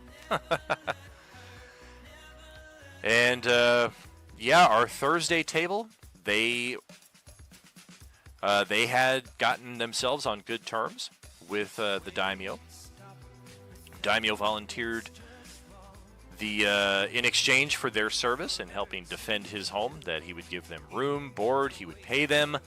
We've already got a number of defenders here on the site. Unfortunately, we've had to recruit these guys on the fly because the people who used to help defend this place, we don't know where they are anymore, but we've got these Dwergar, we got these goblins who are looking for a place to stay, and they seem pretty capable, and they're willing to work for the agreed upon price. We've got some other guys here. These are like some of the few who actually stayed here from the Coalescence transversion or transfiguration here. But that is where we find our 2 different parties here on Wednesday and Thursday on opposite sides of the same battle. Our Thursday table is working for the Daimyo who stole Moorlander's inventory. So our Wednesday table, having investigated the source of the bells, they've been tasked by Moorlander to recover his inventory, and then that will be very good things for all of them. Unfortunately, our Thursday party has no idea of this deal having been made, and in fact, Daimyo Asano doesn't seem like that bad of a guy. I mean, he's got a really good setup here. We don't really know a whole lot about him personally. We just know he seems capable and he's got all his shit in order here. So why not? Let's work for him. And when the bells start ringing here in the courtyard, indicating that we've got a zombie incursion on the southern side, well, that is where most of our player characters found themselves engaged in battle here on this bridge against an ever-increasing number of the undead. Mixture of Class Ds, Class Cs alike. We tried to halt their progress with an entangle spell. That only worked so much. We can see that half a dozen of them already got past that side of it. And it was then that our keep defenders decided, okay, let's go into the guardhouses here and come back out with some bundles of dynamite, which we're going to use to implode the bridge right here at the base. That's what they ended up doing. Hopefully preventing any zombies from actually making it into the courtyard.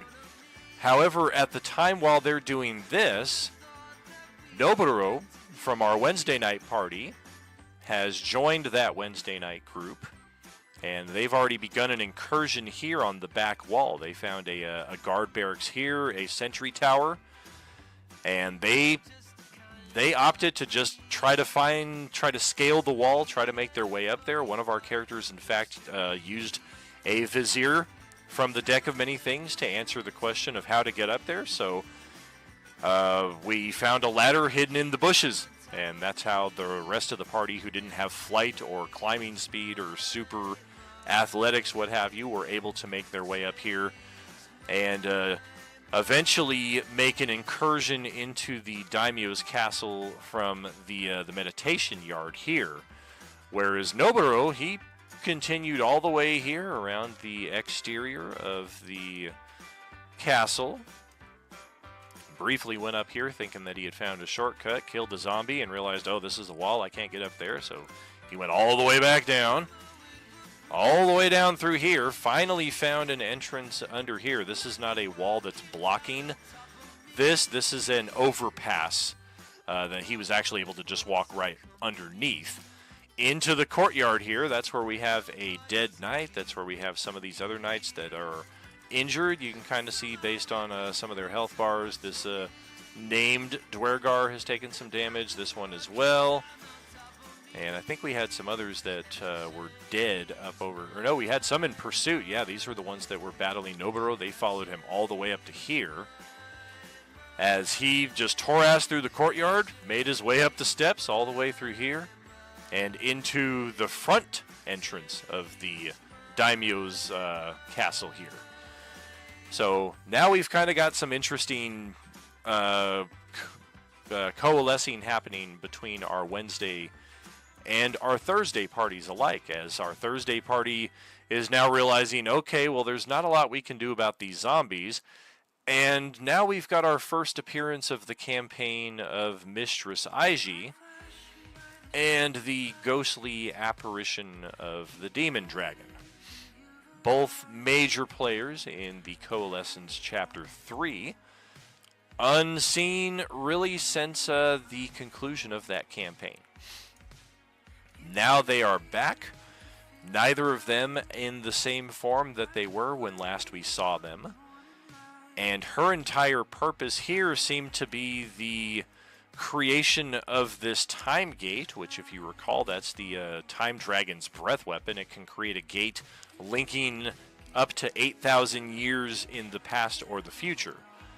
And where this gate goes, who knows, but setting it up right there, she was effectively able to kind of funnel all of these zombies into that gate. And this all pretty much happened off screen. Once she created the gate and kind of coerced our characters still fighting on the bridge to go back inside, they didn't really have any contact with her. This was merely her first appearance, not really a whole lot of interaction with her. And that's how we find our Thursday characters starting to get scattered over the map here. We've got some of them still running up the stairs to get into the building. We've got Revolver Rick about halfway up there. We've got some Thursday characters, Genzo and Opie right here. And then inside the fortress interior, this is where things got very interesting. As, oh yeah, we had Party Split here as well. So we had some characters entering through the meditation garden. Did some battle in this area. We had a number of guards. We also had the daimyo himself in this room. And as soon as the characters intruded, he just went all about kicking ass. Matheson, in fact, was dropped here and was drug away to be healed. That is these are the blood stains that we see on the floor, the drag marks.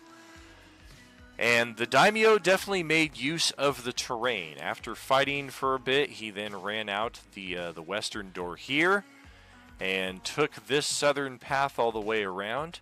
Got a few of the characters to follow him to this point when he then opened the door here, ran right back through here and up these stairs. That's why all of these ghosted characters are kind of clustered right here. They eventually all caught up and went up the stairs to follow the daimyo. Up to Fortress Level 2. This is now Wednesday and Thursday that we're kind of bouncing back and forth between their sessions, as they are caught in a very bloody battle here against the daimyo's NPC defenders. We've got the guards. We've got these little goblin girl mages who were causing all kinds of chaos, even with magic missile spells at this level. Because of the level mages that they were throwing like level... I think they were throwing 5 magic missile spells. So these were landing with a great degree of accuracy and power. And then you mix in our Thursday character. This is where the first instance of our time stutter effect comes into play, as suddenly we've got Thursday and Wednesday characters all kind of appearing here in the midst of the castle in places that they were not expecting. We already had some people who were in here, and now there's a lot of people who weren't, a lot of people who might be allies in other circumstances that we don't know.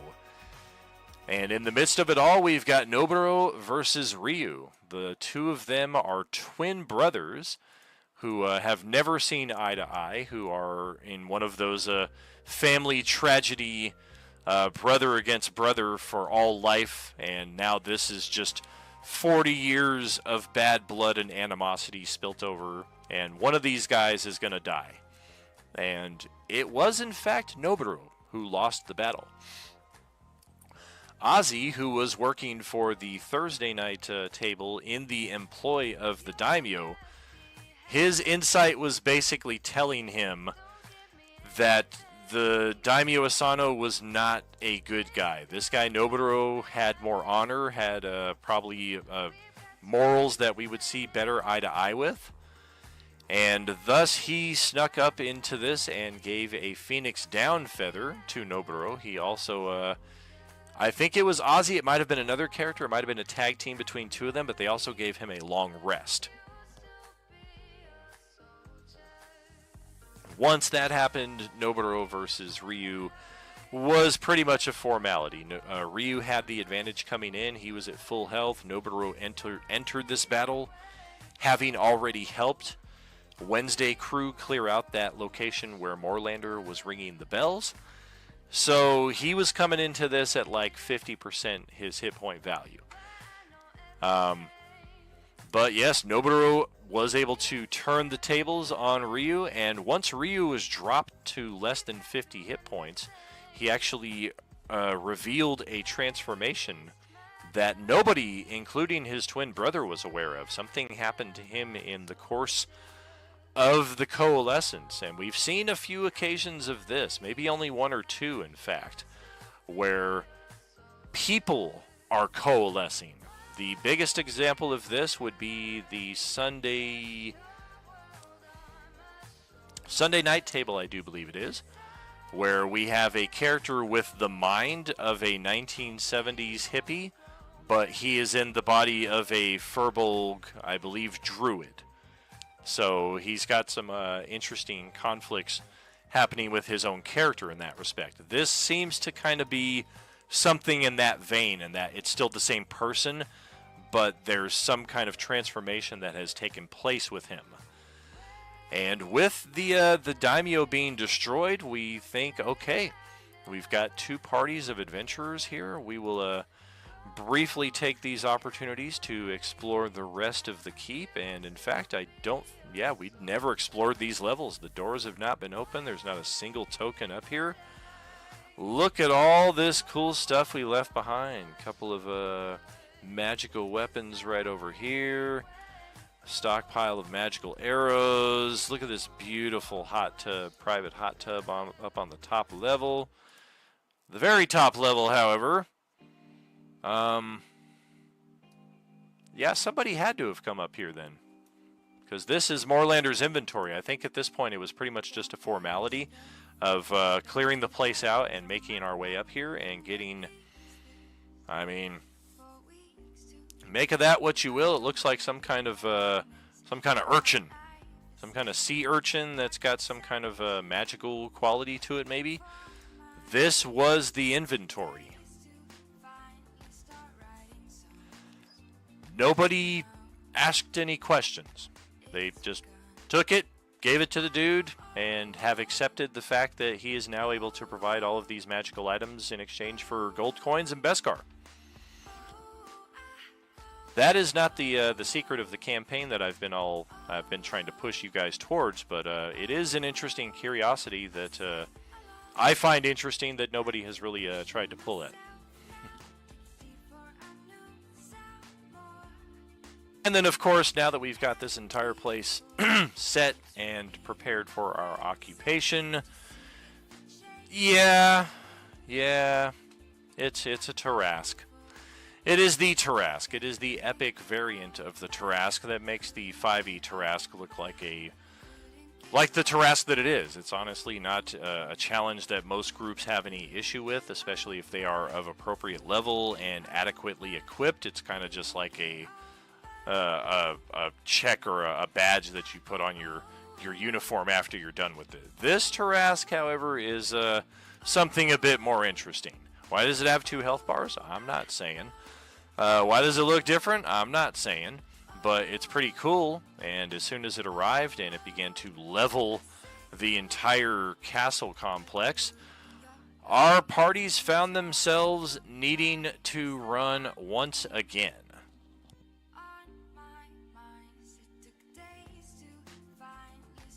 And that takes us all the way back here, because right around that same time, our Sunday morning party had finished their clearing of the location that they were at, and they were finally headed up to the castle district, where some of our party members had some unresolved tasks to attend to. And wouldn't you know it, that was the same pagoda that our Thursday party started at, that no sooner does our Sunday party start to arrive in the vicinity, that a massive earthquake breaks out, forcing them to scatter. So we've got all 3 parties now, Wednesday, Thursday, and Sunday 1, all at different times of the day, scattering, trying to get out of this city, either because there's a Tarrasque or there's an earthquake. Possibly the Tarrasque caused the earthquake. But for whatever reason, and in our own due time, all 3 of these parties made their way outside the city, across the bridge, into this little copse of woods, which is where our pre-downtime activities began. I opened up the channel for all of your characters to be able to start connecting between Wednesday, Thursday, Sunday morning.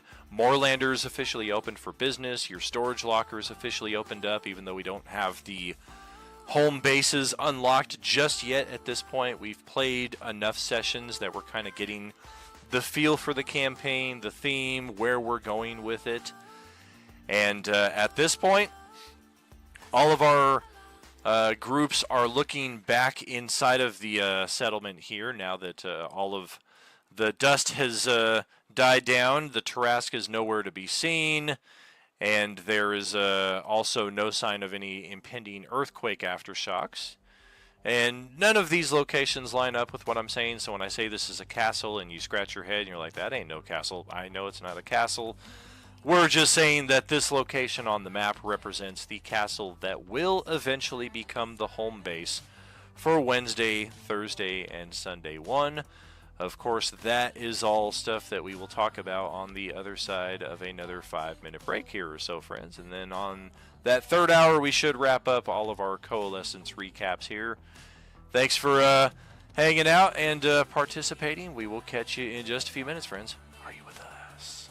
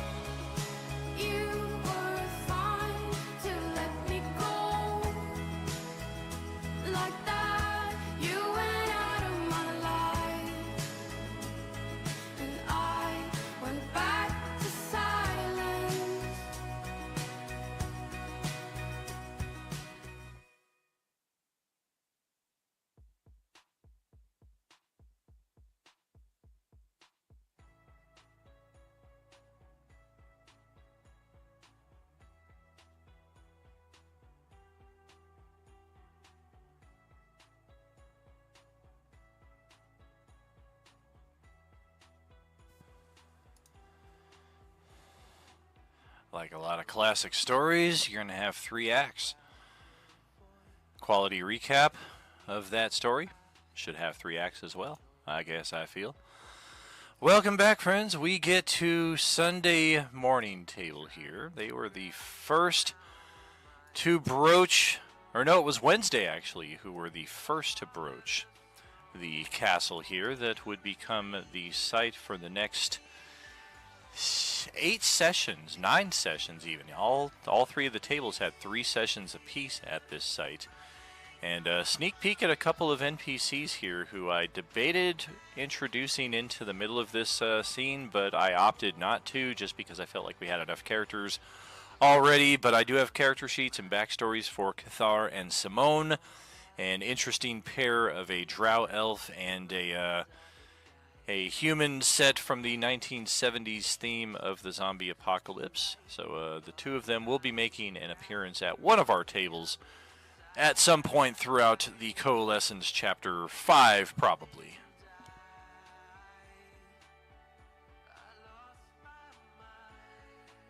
And, well, the map we're looking at here does not do justice to the carnage that was inflicted, but if you really want to see that, just check out last night's ending stream, the finale stream for Feudal Waterdeep, as we cleared all of the bodies out of this giant fortified castle that happens to be tied in to the Deck of Many Things throne card that our good friend Tank drew a number of weeks ago. This is definitely the location where our characters at the Wednesday, Thursday, Sunday morning tables all had the heaviest trials placed upon them, and also their greatest successes.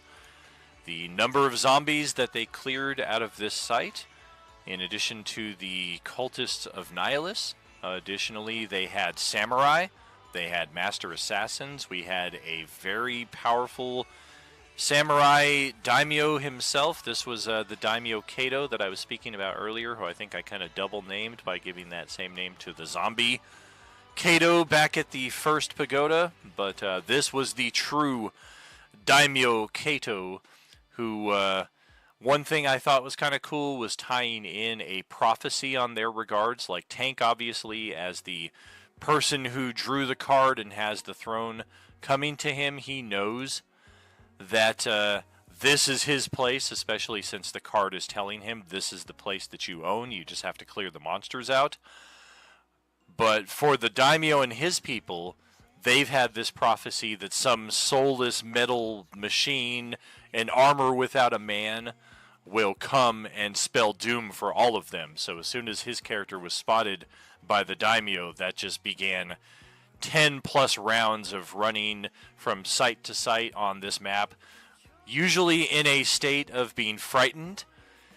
And additionally, we did have a few character deaths take place on this map, but unlike the other side of our Coalescence, we were able to restore life to all of them, and we do have all of our characters here kind of set. I thought it was a cool little setup here. Tank on his throne, Noburo right here on the steps, all of our characters just kind of in the middle of the RP that we were finishing off the session with last night.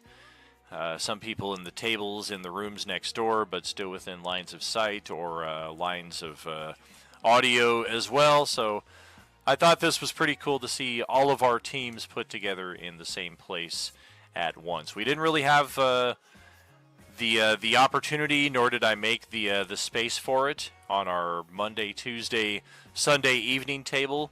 Nor did I even bring in all of the characters from Sunday evening onto that map, I don't think. So this was a cool little thing that I wish I had kind of done for the other side of the Coalescence, the Orange Enemir, as it were. But no reason we can't do it at some future point, or even begin the next chapter with that.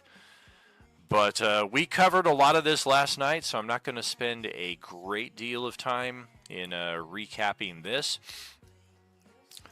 Suffice it to say that the Victory was for the good guys, for the player characters on the 3 tables that we've been talking about.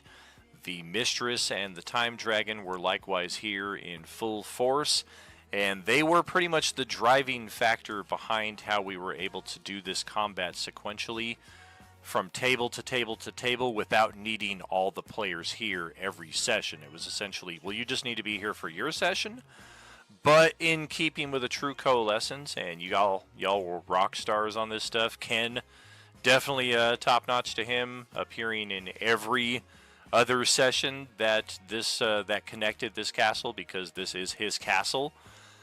But he's not part of the Thursday and the Sunday morning tables, so he played 3 times as many sessions as he would have played otherwise. Likewise, Ari as Tawny Paw stepped into at least 2, if not 3 extra sessions. She plays with us on Sunday mornings, so that was pretty cool to have her step in. Likewise, Sarge from Sunday morning also played in 1 or 2, possibly even 3 of the weeknight sessions. And then likewise, we had some of our weeknight players, Paul from Thursday night jump into Wednesday night and Sunday morning, I believe. I think Steph, who's very new to our community and is a part of our Thursday table, she likewise sat in for a Sunday morning, and I think also a Wednesday as well. So we had a lot of coalescing going on there, which I found very, very fulfilling, and that's something I was very, very touched to see some of the comments that you all are talking about here during our live stream. That I think it was Paul who mentioned it, like, it's cool that we're all going to have this time to bond our characters, and then it's going to be sad when we all go our own separate ways on the adventure. Like, that's exactly what I've been looking for with all of this, like bonding all these characters together, and it's been very fulfilling seeing players who normally don't play at the same table with each other getting that opportunity to kind of immerse, to bond, to play their character personalities off of characters they normally don't get the chance to interact with. So many levels to this that just are things I'd never conceived of trying to do in a tabletop setting. They're just the beneficial spillover of what happens when you've got all these tables connected and you don't fight the wave. Like, it's going, you let it carry you along, and you're like, well, it's the same map, it's the same battle. Like, obviously most of our players on Wednesday are not going to be able to play on Thursday on the opposite week because they got stuff going on. A lot of our Thursday night players can't play on Sunday morning. But if we have just 1 or 2 from each of those tables guest star at each of these sessions, and we kind of freeze everybody else in this little chronomancy stasis that we've got going on, provided by the Time Dragon and the Time Mistress, everything flowed very, very cool, I thought. And I already saw some ways in the middle of doing it, as well as listening to the replays of, okay, if we do this again in Coalescence 5, Coalescence 6, I've already seen some shortcuts I can take that will mitigate some of the ultra-long delays, because I know that was an unintentional part of it. We're running 7-player tables, so there are already going to be some delays when it comes to how long is between your turns, and then the more epic combats are going to have some more tactical and powerful and probably numerous foes, which means my turns are going to be longer. And then we're bringing guest stars in from other tables, so it just really increased the clock between turns. And don't think I didn't notice that. That's definitely something I try to keep an eye on, and it's one of the reasons why we have that unspoken 3-minute rule here. When your turn comes up, you have 3 minutes at least to declare what it is you're doing, because Lord knows it takes long enough to find the skill, find the feat, find the equipment, roll the dice, compare the dice against the difficulty challenge, make the additions, the subtractions to health bars, etc. That's all stuff we don't count as part of your turn. So we definitely want your turn. Okay, it's your turn. Okay, this is what I'm going to do. Like, ideally, you already come into your turn knowing what you're doing, so that when we have these big combats like that, it helps everybody mitigate that delay as much as possible.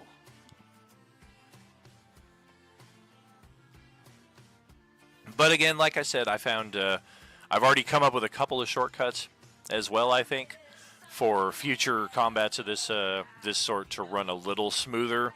One of them being having groups do initiative. So that, okay, you're on level 3, you're in Group A. Okay, Group A, we're going to do all the third floor combat right now, and then we're going to go down to level 2, do all the Group B combat, we're going to go down to level 1, do all the Group C combat, so it's not every initiative. Now we're back to level 3, now we're going underground, now we're going up to level 4. It was cool to see it thematically like that in real time, so to speak, but I think the compromise to our real-time play suffered a little bit, and it'll probably work better if we do the group format going forward with that. But yes, indeed, we will take a brief tour through the rest of the castle here. But first, we're going to go back to our Monday table, and they were the first ones to break ground here at the Mall of the Undead. We actually had a nice approach from the northwest here. We could see very clearly, yeah, broken windows out here. This front parking lot is kind of crawling with undead. Probably don't want to approach from that side unless we absolutely have to. We've got blueprints and schematics of the mall that we had found throughout the course of the campaign between our Monday and Tuesday tables. Unfortunately, by this point, our Monday and Tuesday tables had not met each other yet, so they're still approaching this very, very differently. Monday crew opting to try from the eastern parking lot. Since they had the blueprints, they knew these warehouses right here would serve them well. This was all Wudorm here, I believe, was kind of pushing the party along, like we should approach from this side. There are warehouses over here that will serve us well. Once we kind of clear out the area, we'll be able to have a place to take our long rest, which is exactly how it worked out. We cleared the initial wave of zombies. We took our long rest in here, and then we proceeded further down the parking lot where there were another cluster of them down here that we didn't originally see when we did the combat up here. And they spent most of their time, did Monday crew, outside of the mall. They cleared a lot of the mall, but they spent most of the time outside of it. Briefly, for a few moments, they did go inside through the security office here. We did break through the vent, make our way inside. We were very tempted by the spiral staircase. We did not go that route, however. And we opted instead to head into here. And as soon as we made our way into the first plaza, I think Johnny's character got the first look at the beacon over here, which we would later come to tie in to our merchant for this side of the Coalescence, known as Vorn and Nor. But unfortunately, the number of undead that started to swarm us in this area, our whole thing was, well, we can control them better outside. We've got a tree ant outside who can't fit inside these tiny little corridors right here, so let's draw the combat back outside, where we can kind of hopefully control things a little better. There's something to be said about a bottleneck, but when you've got a 7-player party and it's a bottleneck, what good does that do you if the other 6 players behind you are like, I can't do shit? So definitely some solid tactics drawing them outside, and we can see based on the results just how many of these zombies were killed. We also had our debut of the Nihilist cultists during the middle of this encounter. And the cultists, I know I did promise to talk about them a little bit this session. These are they who would become breath drinkers. We found a good number of breath drinkers in the last campaign. They are Nihilist's most powerful and devoted minions. They have literally given their life to him and bonded their spirit eternally to his unending hunger, to his unending power.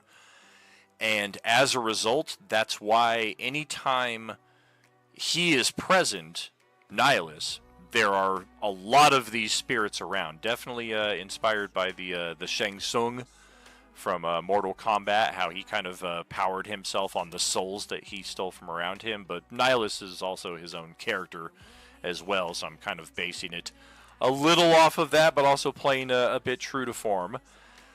And the cultists I kind of always imagined as the acolytes who aspired to become breath drinkers, those who wanted to see themselves upon that sacrificial pedestal, willingly giving up their life so that they could ascend to that next level of existence, that next level of service, that next level of power.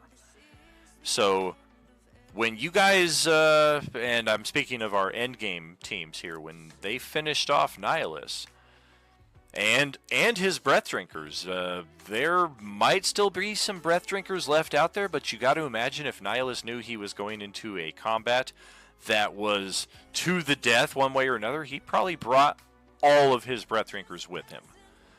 So without Nihilus or the senior elders of the church, so to speak, them all gone, these cultists are now kind of running on their own, trying to find a way to see the mission accomplished. And of course, Nihilus's mission is devouring all life as we know it. Of course, these cultists, they don't have the capacity to eat all of you, so the next best thing they can do is really just try to end all life.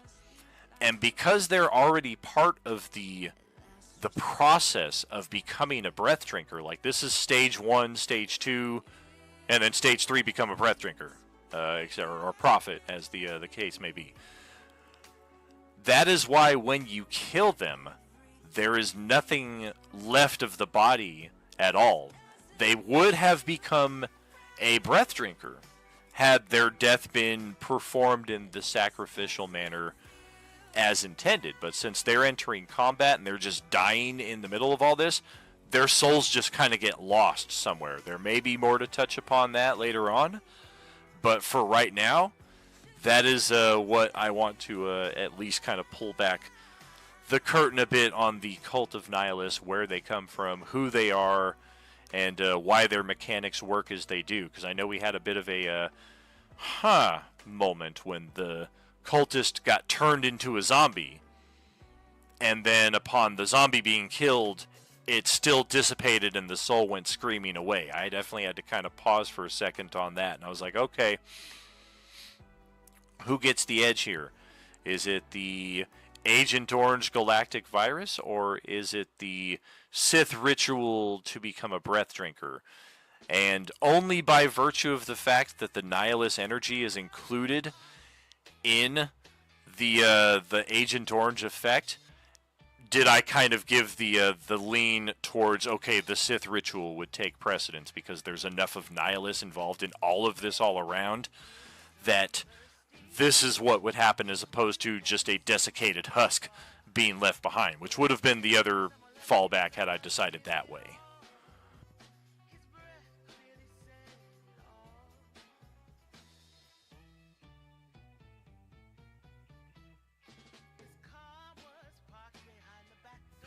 We did have a couple of casualties out here as well over the few sessions that we spent with Monday night out here in the parking lot. Fortunately, they are all resurrected right here. All three of our characters who died, Jean, Holiday, and Rusty, were all given a Revivify this past Tuesday night. Lean Lar was also given a Revivify, and if you watch back on the stream, I definitely threw some deceit your way as I did one of these. And then I panned the camera down, and while you guys weren't looking, I did this. Johnny didn't even see it. Or if he did not say anything. Johnny is here in the live stream, so I will let him speak to that as he will. He may not have caught the details of what happened when we were talking about Lean Lar's fate, but I did mention that on Tuesday night, when unfortunately Johnny was unable to be here with us, that he used the Revivify on her, but he's not sure whether he missed the 1 minute time by like one round or something, because remember, I did ask what order are you resurrecting these characters, so I was keeping track of the timer. Or is it that something weird happened with the spell to where it didn't work with her Yuuzhan Vong physiology or something? you're not sure what happened, but that is definitely something going into downtime that Adolin may wish to examine, because it worked on all three of the other characters. They all died around the same time, but we did have numerous chronomancy stuttering effects going on that could have played into that, and some of them died before others of them, so that also, of course, impacts where the timer and the clock lay. Once this combat was all finished up, however, we did have basically the same thing that was going on with our Wednesday, Thursday, and our Sunday morning characters, with the Time Dragon and the Mistress here. Kind of, again, with that stutter effect of magic and chronomancy, kind of moving characters from place to place, or just accelerating time so that you've already moved to that place, but you don't remember, like driving home from work. You've made the trip so many times, you're just like, I don't remember going from point A to point B. I just know that I did. And another interesting thing that we've seen on both sides of the Coalescence, although not every character has seen it, is one of these cultists, almost without exception, they ignore the undead. They don't really seem to care about the undead. And truthfully, they're very tactical. They use the undead to their advantage, because they're like, yes, we will destroy the undead, but we'll destroy them last. They're already halfway there. Most of them can't affect us. It's the living who are the real threats to our purpose. So we will use the undead as best we can in helping kill the living. Of course, when the Void Claw zombies appeared in the middle of the castle on the other side of the Coalescence, that proved to be a very poor tactic, because the zombies don't pay the cultists the same attention. The cultists do still have that spark of life, and if the zombies can get at them, they are going to get at them. And the Void Claws throwing that necrotic damage that we now know deals double damage to the cultists did you a big solid there in the tank castle. As he'll of course rebrand it as whatever he sees fitting. But additionally, the cultists, while they ignored the zombies, two of them, one on each side of the Coalescence, found the Mistress's presence interesting enough that they tried to kind of probe the defenses. They threw some Sith lightning at her, and they immediately accelerated, decelerated through time, going all the way back to infantile, all the way to super senior citizen stage, kind of like Ant-Man in the Endgame movie, or perhaps more horrifically like the villain in Indiana Jones and the Last Crusade, when he chose poorly, and he just, all of a sudden, he's super senior, then his skin falls off, and now all of a sudden he's just a skeleton standing there.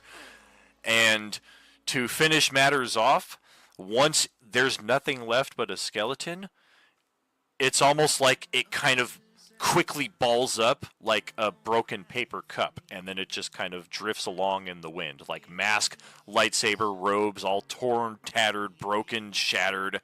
Nothing left of them whatsoever. That is what happened to this cultist right here when he tried to attack the Time Mistress. She didn't do anything in response. It seemed to be just part of her natural aura that as soon as she was touched, this guy was just instantly obliterated. The same thing happened in the basement of the Daimyo's castle. I forget which night it happened on. I think it was a Wednesday or Thursday night. I don't think it was Sunday morning. But one of the cultists made their way down there at the same time that the Mistress had just brought a couple of characters there, and the Mistress was hanging out in the far back from all the rest of the combat, so the first person the cultist saw was her.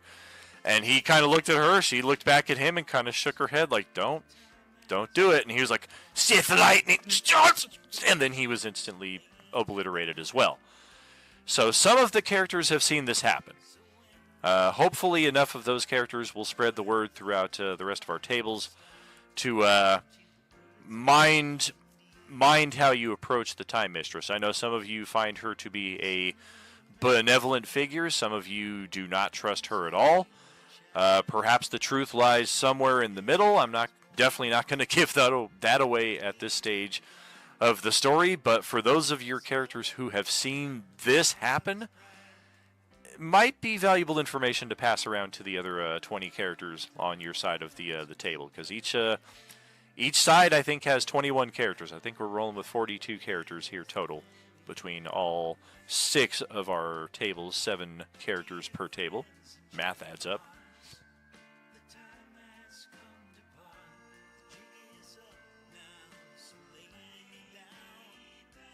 Tuesday crew, well, they had one area left to explore down in the basement. As we left them off, they were actually entering the basement from this side here, and there is something I need to address here, because I realized I kind of left something unexplained, and I didn't want people to think I was introducing a story element that I really wasn't. So we'll cross that bridge here in a few minutes.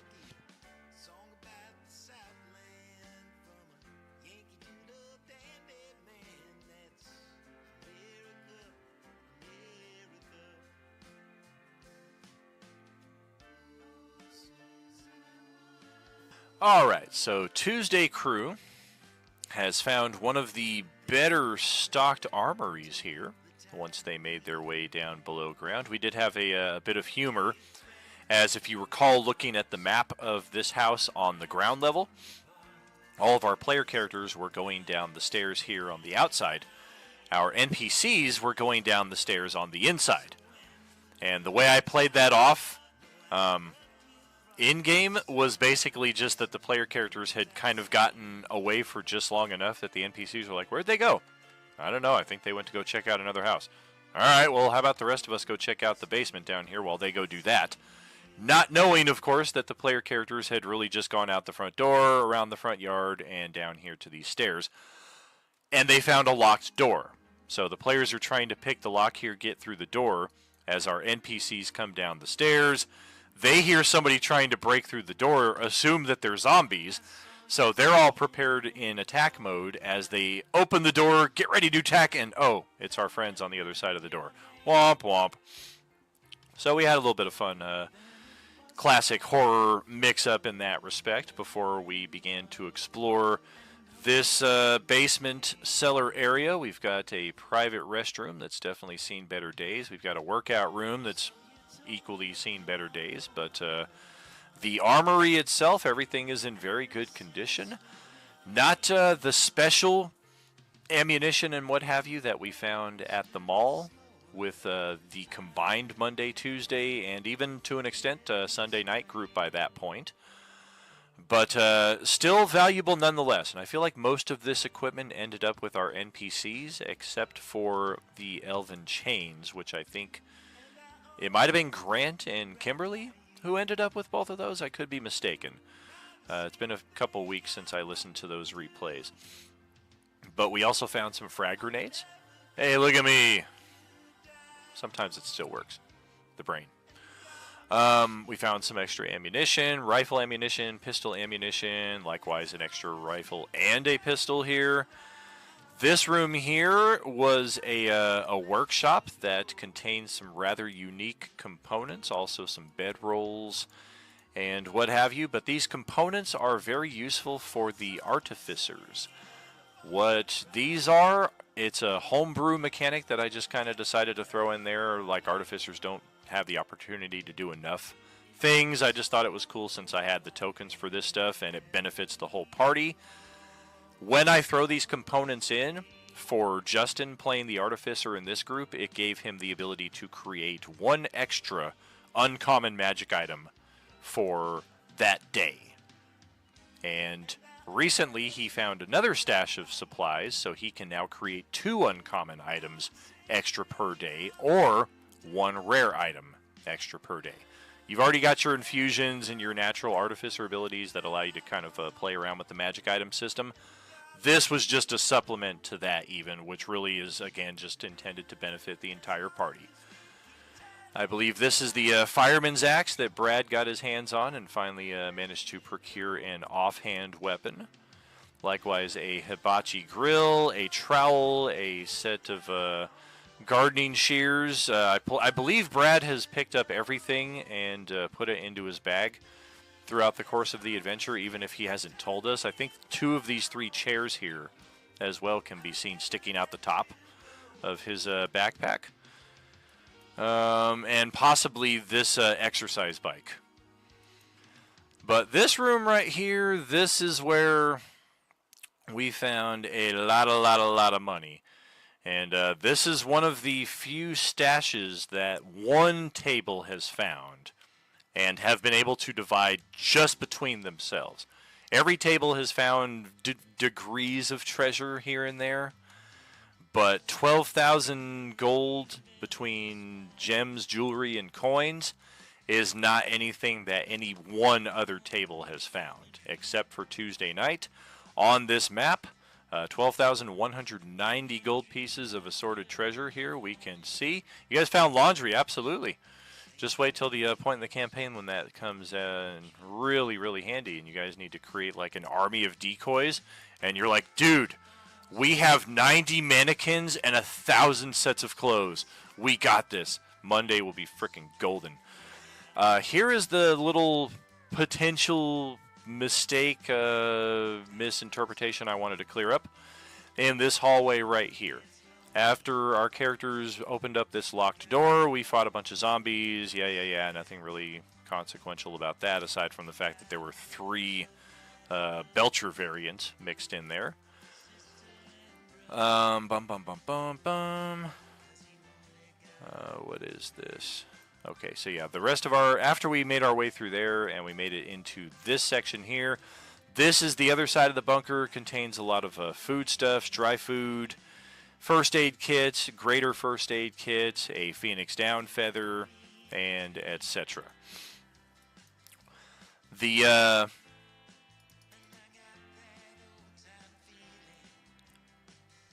miscommunication that I wanted to clear up here in this hallway is after these areas were cleared, we found numerous journals and notes and what have you that seemed to indicate the 2 families that lived in these 2 respective bunkers. Of course, they connect to 2 different houses back on the surface.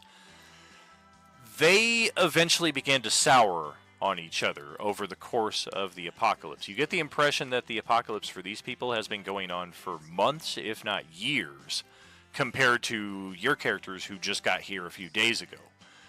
So, over the course of their different communities existing and eventually souring on each other, they made plans that they were going to basically wipe the other community out, make off with all their goods, and that would be the end of it.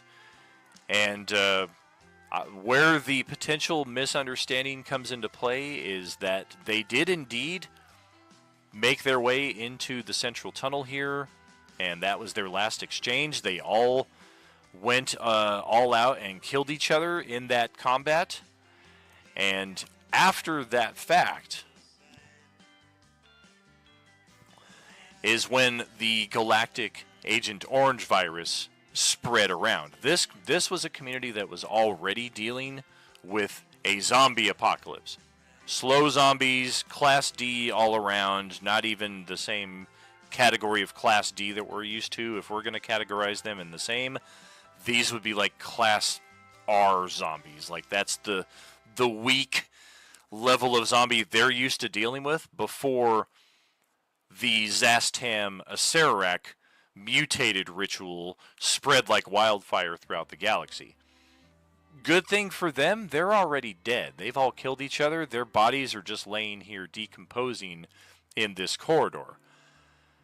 But like many bodies that were already corpses by that point, the mutated virus was able to reanimate these bodies.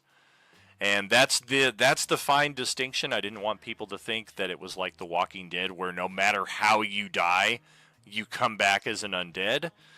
This was a special circumstance where they all came into this hallway as human, they all killed each other, and then the ritual virus kind of washed over the area and reanimated these corpses in particular. Just to clear that up in case anybody kind of pulled on that thread and was going to base any kind of RP off of that. I don't think anybody was, But in listening to the replay of it, I was like, ooh, yikes, I think I said something that I didn't intend to. So just wanted to clear that up.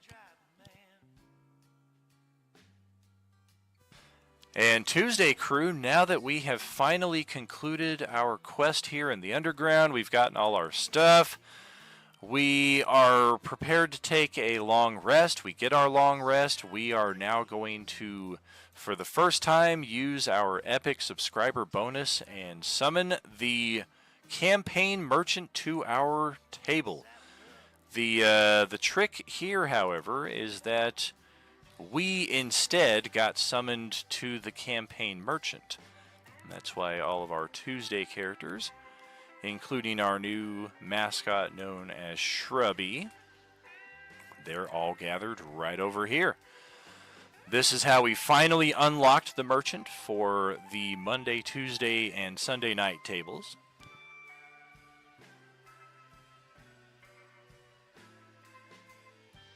We also discovered in passing that these beacons were set by Vorn Aenor. They are Yuuzhan Vong biotech devices, just like all of their stuff otherwise is.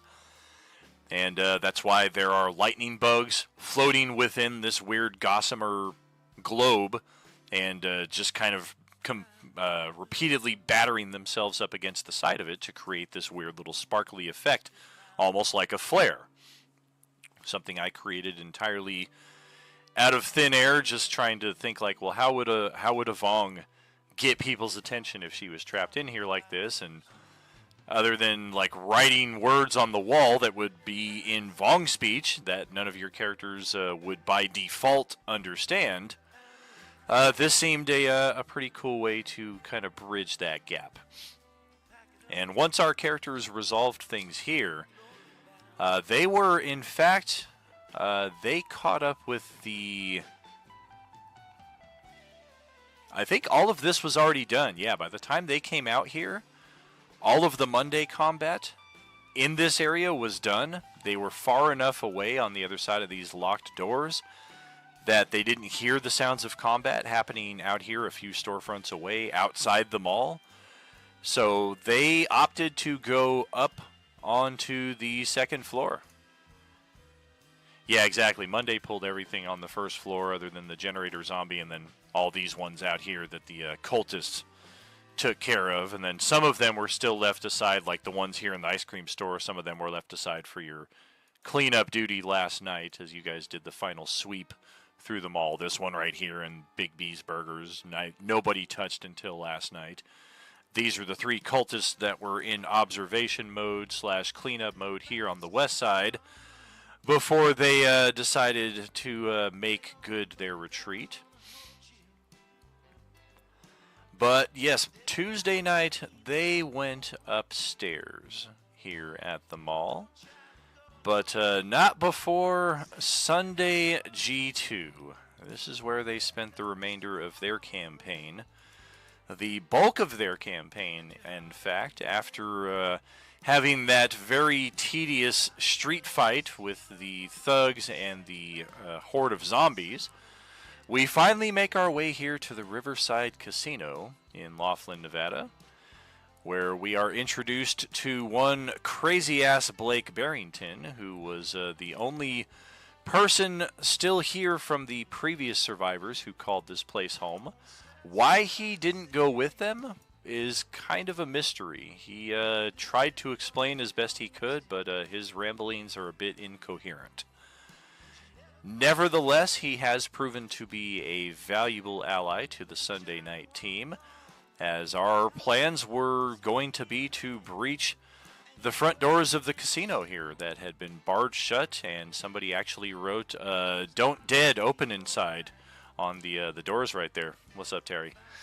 And yeah, they were set to completely go in the wrong way. Most of the zombies, I mean, we can see them all laying dead over here, but there were about 30-ish scattered here on the main casino floor that, I don't know. I mean, this is a nice little bottleneck right here, but the press rules that I kind of briefly hinted at a couple sessions ago, definitely would have pressed our characters out here into the parking lot. And then once you're out here with 30 or so zombies, I don't know that this terrain does you a whole lot of good. Getting up on the bus is a temporary solution because they're just going to climb right up there after you.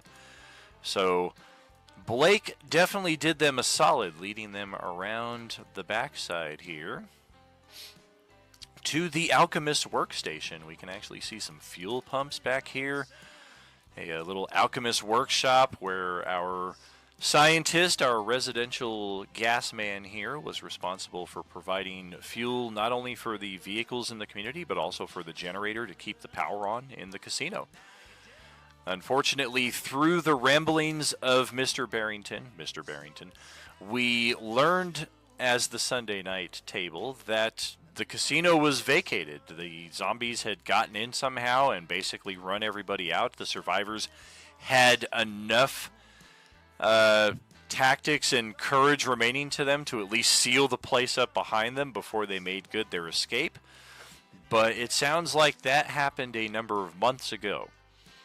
So our characters made their way up the stairwell here into the hotel area of the casino, where we had plenty of zombies as it was to face off even here. Like this was not an easy combat for our low-level G2 party, but this is where they cut their teeth as well. They got some experience. This is where our group levels went up to 3, and then we got our group community challenge up to level 4. We did some extra clearing out of the zombies down here at the end of the hallway. Didn't really find much of use in any of the rooms, just evidence that people once called these places home. And obviously some of these rooms were horribly damaged in the escape/attack. Some of them were damaged in the initial taking of the casino too. This place wasn't empty when these survivors moved in. They had to take it. And the generator room would have just been a shortcut to getting the elevator working, getting the power on. We might have been able to use that in some respects to kind of, maybe with all the slot machines on, kind of keep all of these zombies' attention over here. But for the most part, even while we were fighting in this area, I didn't want to overwhelm the party too much. I can be a good guy sometimes. I didn't want to overwhelm them too much, so despite the fact that the zombies were all out here in the casino, none of them made their way up here until our party got onto the marble staircase, and then that's where we started having some of them ascend. That's where we have some dead zombies right here. The elevators would have been turned on, so we wouldn't have had to boost people up through the shaft to get up to a level 2 right over here. But overall, having the power on or off was really just a cool addition, but not anything that was essential. And after having cut their teeth and gotten some experience, Ballard had a much different experience with the zombies here than he did in that street fight back in sessions 2, 3, 4-ish. And didn't require a wish spell to get out of it neither. Just had to plant his feet right up here against the backside of this slot machine. And he stood his ground long enough to kill enough zombies to where the rest of the party was eventually able to get out here. Some of them attacked at range, killed some of them from up here at the top of the staircase. A couple party members. Jax, played by Jay, who joined us on Sunday night, midway through the campaign here, also went down there and assisted in melee. We've got a solid party here at this point that makes their way up to level 2. And this is where the conclusion of our adventure for this table would take place. They were, in fact, the first table of all of our 6 combined tables to close out their 2024 season. Bad news. The good news is they will be the first table in 2025 to resume our Coalescence Chapter 5. So Sunday morning had that distinction coming into this year. They're still the first table of every gaming week. Don't get me wrong on that. But as far as starting off Coalescence Chapter 5, it will be Sunday night and Wednesday night who get their feet wet for the first adventures in that setting. Up here we found the source of our scientist's workstation here, we found numerous items of interest outside, but what we were hoping to find was this, like his desk, his notes, his works. It looks like he took everything that was most important. Like there's a number of useful books here, how-to, general journals that have some random scribblings and what have you through them, but it's all very like having 300 pieces of a 500-piece puzzle. Like you can kind of see the picture that you're trying to make, but you don't have all of what you need.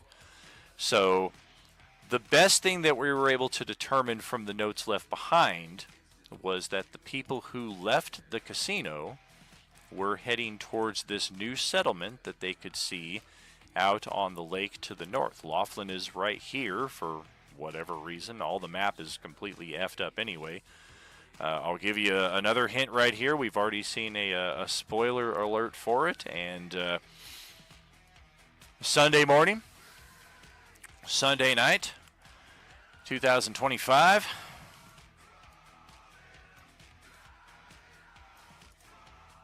You're welcome. We're going to have some fun. We are going to have some fun. We're going to have me some fun.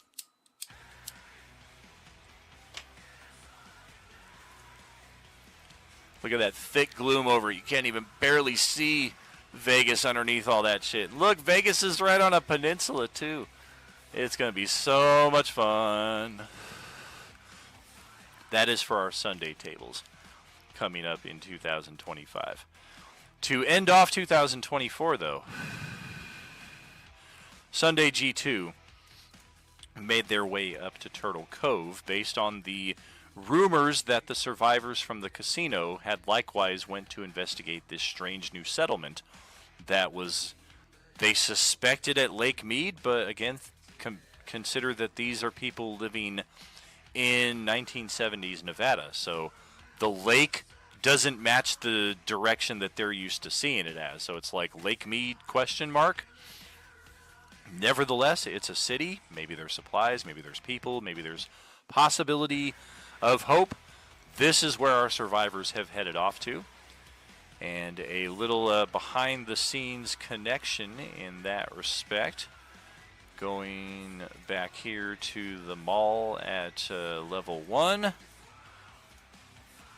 When Blake Barrington was asked about the scientist who created gas, his response was, I don't remember if they asked what his name was, but they said, would you know him if you saw him? Because I remember listening to this replay a few weeks back, and he was like, well, yeah, I remember him. He's short, he's redheaded, and he's fat. And I know you can't tell much about Rusty's build from this picture right here, but this was definitely the inspiration that I was drawing upon when Blake was loosely describing the scientist, the gas man, from the survivors at the Laughlin Casino. And it's been Rusty who's been with our Monday night party pretty much this entire time. Just like with Sarah's character on Sunday morning table, how the object of her bounty has been hanging out with the Tuesday NPCs this whole time. It's just one more layer of how it's fun to connect all these tables in ways that I normally wouldn't have the opportunity to do. It's one thing to say, yeah, they've been hanging out with these NPCs, and everybody's like, yeah, big deal. When it's the NPCs that are the object of another table's protection, it kind of adds another level of gravitas, I think, in that respect. Cool stuff. That is one thing I enjoy about the Agent Orange campaigns compared to a lot of the other campaigns I run, is I tend to go heavy on the NPCs for Agent Orange, whereas a lot of other campaigns I might go heavy on monster creation, dungeon design, deviousness, things of that nature, villain presence. I don't really spend a lot of time on NPCs in our typical D&D settings. Even in Coalescence chapters 1 through 3, I might have had like one major NPC for each table throughout 30-something sessions that we ran for all those tables.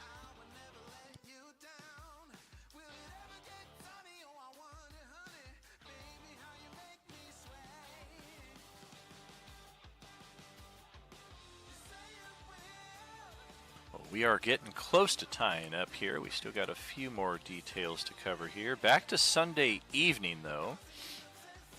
After they cleared the casino and found the notes for Rusty, we also found two valuable NPCs here, one of whom is Leonora, the second of our sentient Class B zombies, and a very interesting tie to our Coalescence Chapter 1 campaign, actually. She has not been seen since then. If you missed the live stream on that Sunday night, almost 2 weeks ago, 12 days ago I think would be the case now, Captain Leonora Gator was our first major NPC to tie our tables in during the original Coalescence campaigns.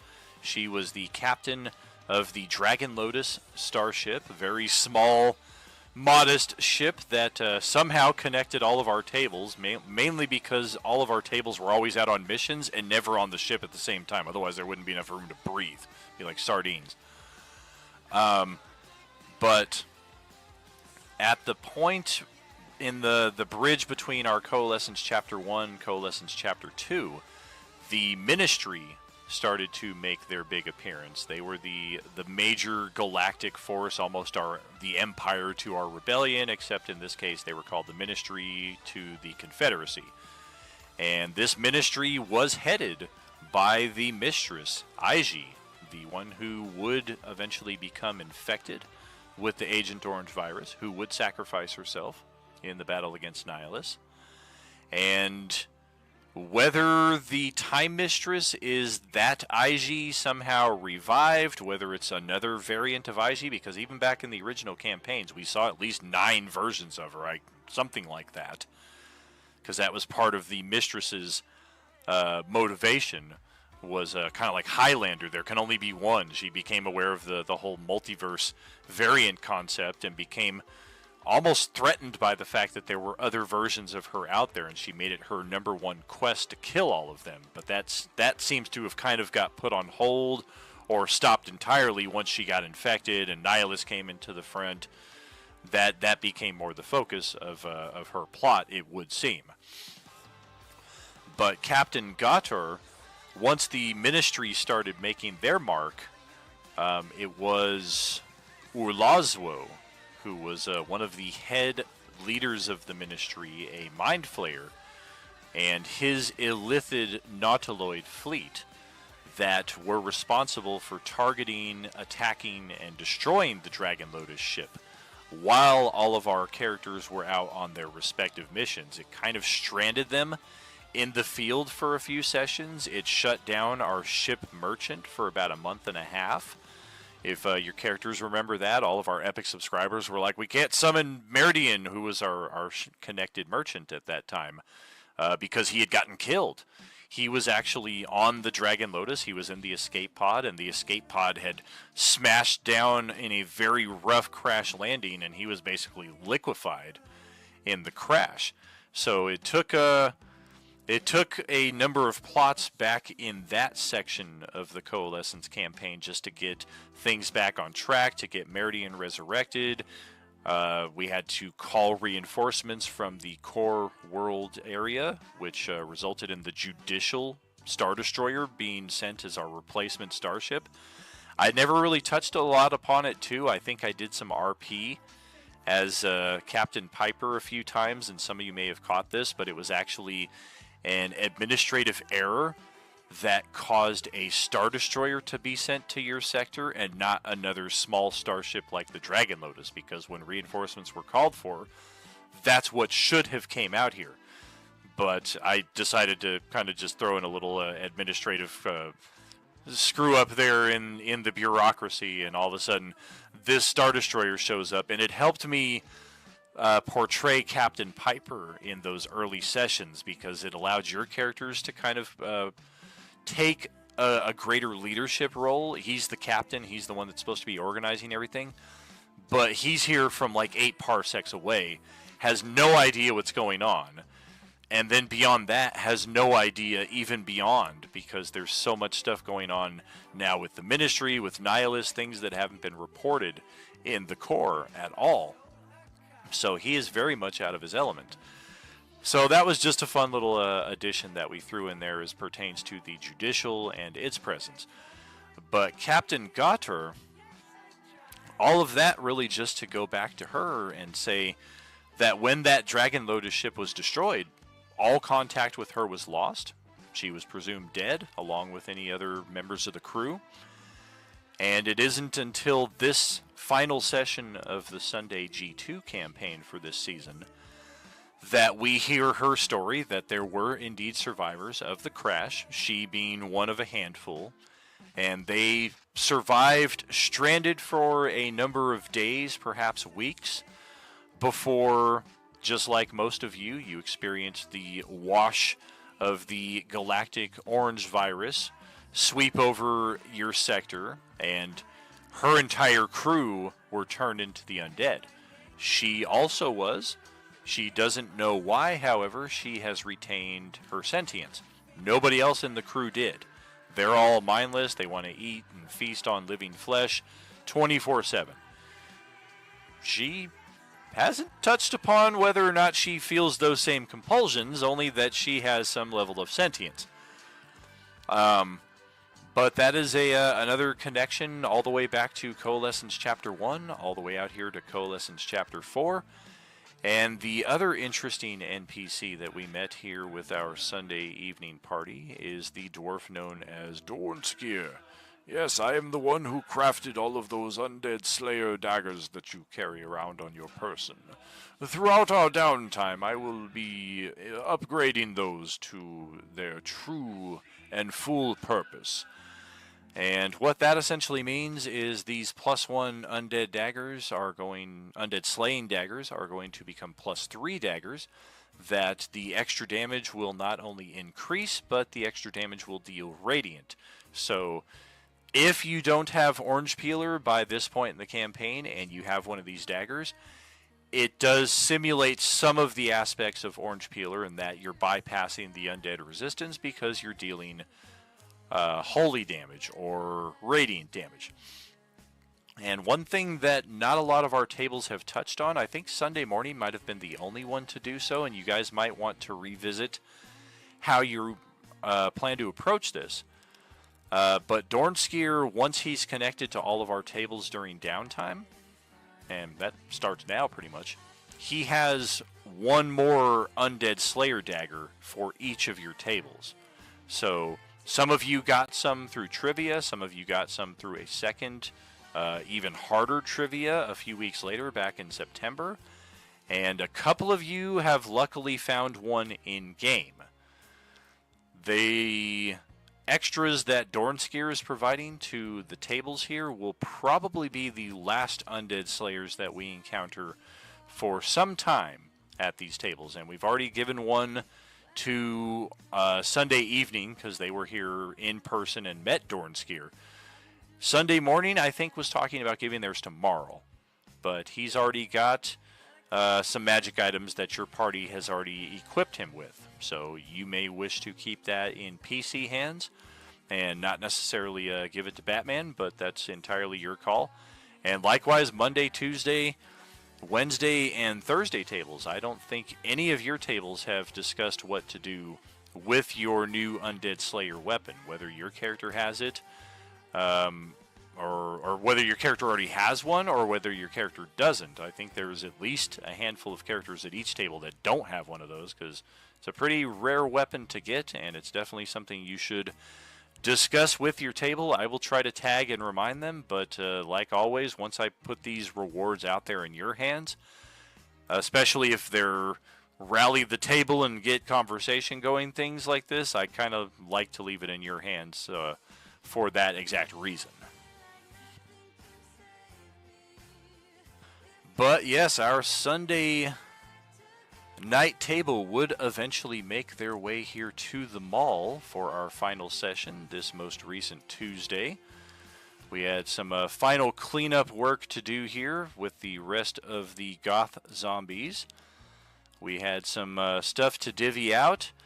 The final parts of the combat were a torrent of activity as we had 4 Class C unique zombies. We got the Bozo the Clown variant, we got Jethro Zombie, we got Spirit Squad Zombie, and we got Nacho Libre right here. All 4 of them in a very short span of time. And when it comes to zombie opponents, definitely the hardest that we've faced so far with any table. And this was an exclusive pretty much to Tuesday night, although Monday night did come in, I believe, and clear a good chunk of what was left of those unique zombies right there. And then additionally, this whole swath of Class D zombies came up from up here out of the woodworks. They were all up here in the Huntington's sports store before Zara kind of drew their attention in the penultimate Tuesday night game.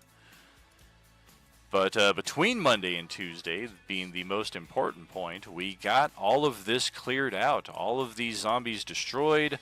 All of the cultists, minus the 3 that were in observation, took off and fled the site entirely. Likewise, we've got the Mistress and the Time Dragon, or the Time Mistress and the Demon Dragon, overseeing everything going on here. Everything else pretty much cleared. We did find some interesting objects throughout the mall. Different potions in the forms of stems and pills. We found some elven plate or elven chain in the form of tactical battle vest armor. Oh boy, oh boy. Of course, the crux of our interest would be focused in this hidden room behind the vents in the Sports Authority store, where we found an energy rifle, we found some energy ammunition, we found a radiant mine, some frost missiles, some incendiary grenades, and whatever the heck this weird artifact is that has really effed with 2 of our characters who dared to lay a hand on it. It sucked them completely out of this reality for a indeterminate amount of time before spitting them back out with 1 hit point and 5 levels of exhaustion. It was not pretty. And yeah, you did. You had a hand that was touching a thing that touched it. That means you touched it with your hand. That's how that goes. And yeah, it's still to be determined what we're going to do with this this interesting item, this plate that we have since determined to be connected to Zastam. We just don't really know how. But we will definitely find out more about that during our downtime. Once we have opportunity, if we spend time studying it too, we will definitely. I'll be interested to see what ideas you guys have in that respect to get us more information. Here we have all of our characters, NPCs, PCs alike from Monday, Tuesday. It's our Sunday evening group that is really only represented here by Xavier and Ballard, who only just showed up at the end of Monday and Tuesday, having cleaned out the entire mall here. So that's why we don't see their representation as much as we did with the other connected table. It wasn't all 3 tables trying to clear the same site. Sunday night was trying to clear that casino. Monday, Tuesday, we're trying to clear the mall. Now we're all here, so we'll see how this team up plays out going forward. But searching through the rest of the mall, like I was saying, we did find some other objects of interest. I think those were mostly back on the first level. Mostly that freight elevator was the only thing that I was kind of like, oh, look over there. We had people literally leaning up against the side of this freight elevator for a good chunk of the combat for a couple weeks. Just nobody could get the doors unstuck.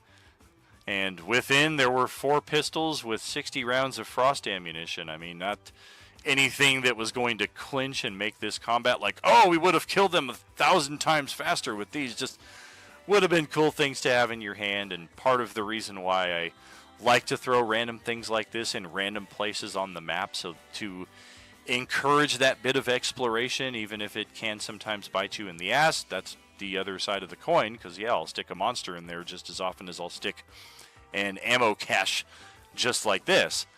But for those times when you do wander in and you're like, sweet, we got pistols, and then you pass them out through the middle of combat and everybody starts doing ice damage, I think that's pretty cool. Of course, we can save them for after the combat, and we can all find them now and have them prepared at any point for our next adventures going forward. Oh yeah, Woodorm is not a fan of the party split.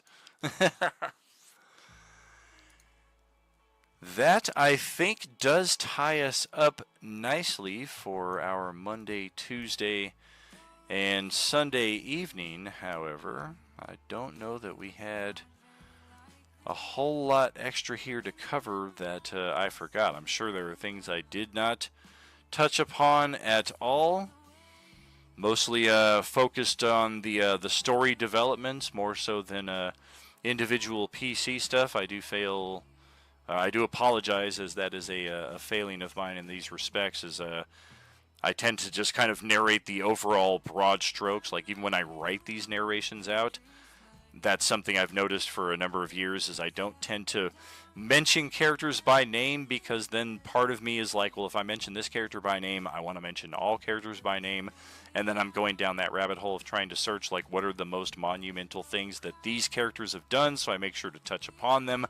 And that, of course, expands the narrative exponentially by trying to incorporate each character's personal experiences. When I'm just the one watching your characters have these experiences, you're the ones actually playing from that perspective. So I'm kind of like, well, they can fill in any blanks in that respect from how their character felt, how their character perceived, what their character did, etc. and so on. Of course, some things that some characters do are inextricably linked to this is how the plot progressed from point A to point B, so you can't talk about the broad strokes without mentioning that character.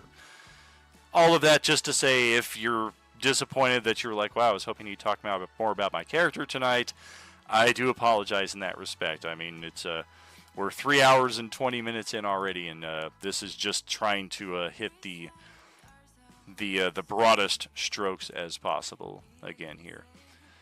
But wrapping up the Wednesday, Thursday, and Sunday morning side of our Coalescence. How much damage did I do? 100.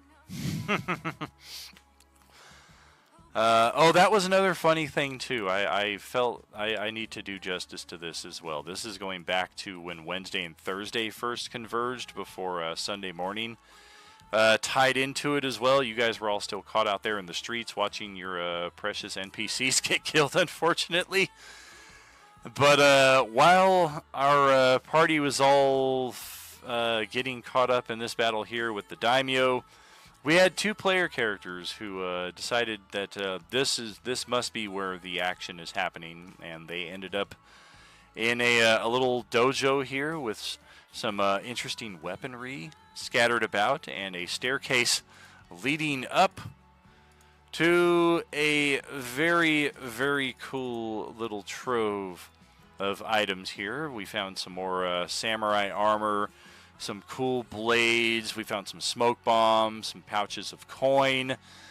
They did not spend a lot of time looting this area. Had they done so, they might have gotten trapped in here when the Tarask made its eventual appearance. But I think each of them grabbed, like, I think Katie grabbed the dagger. I think they each grabbed some smoke bombs and some coin and hightailed it out of here before reconvening with the party during the escape from the monstrous Tarask. I just found that a little funny side detour right there while everybody's fighting tooth and nail to death. They're just like, ooh, look, we found shinies. Level 2 of the Daimyo Castle here saw almost as much action as did level 1. We had party members from all 3 tables make their way up here at different points. We had most of them ascend from the obvious staircases, although we did have somebody discover the secret room right here. This is one part of the map that I'm still kind of sketchy on as far as like where things connect. And I could be wrong on this, but I eventually had to just make a decision. I'm like, well, these stairs go somewhere. And when I say these stairs, I'm talking about these ones right over here. These stairs go up. These stairs clearly go down. I was able to find the corresponding spot in the basement to where these connect to. I could not find a spot on level 2 where those stairs connect, except right here. That spot on the map would appear to be... Oh, it's this right here. Look at that. What a fool. I finally venture over here and I find the answer to my my question. So this spot on the map just apparently did not exist during our feature, but rather I had those stairs, whoops, connecting up to a hatch right here that led to a hidden room that allowed characters to kind of navigate this battle a little bit more easily. Those are actually hammocks. Yeah, they look like weird flying contraptions, but they're actually hammocks.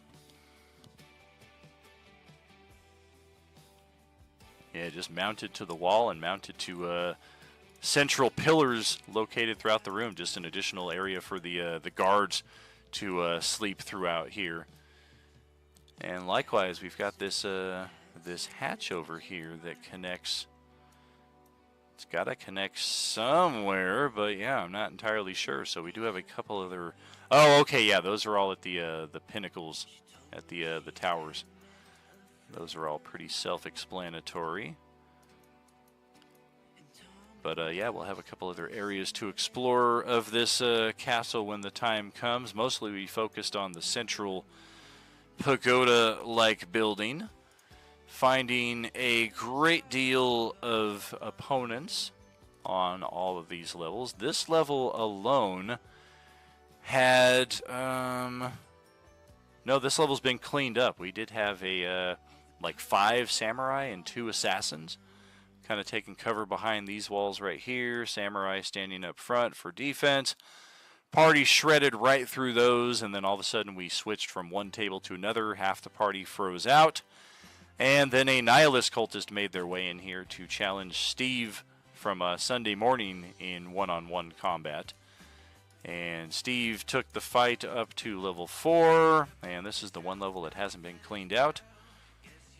Doesn't matter if I clean it out here. This is a secondary page, but that is where that combat came to a conclusion. Nihilist cultist number 6 was killed.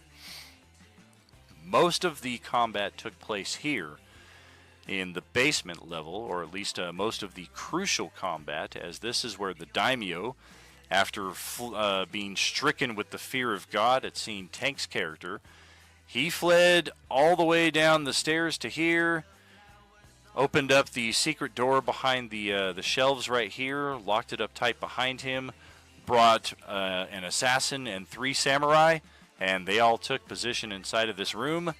And then the very first time I moved the map to this level, the dynamic lighting fucked up and everybody saw where the hidden room was, so it kind of spoiled the surprise. But we did eventually make our way into that. Nobody found the secret door from this side in this room, which is where Katie originally came in from. She came in through this secret hatch. She came back up through this one, drew the attention of a couple of guards, went back down through here, kind of looked around, was like, all right, I mean, yeah, it's a cool area, but she didn't really metagame that she saw anything up here, if she did. And then eventually went back up this area and was assisted by Tawny Paw in killing one of those guards who had her attention at that point. Eventually, everything, though, comes to a conclusion on level 1.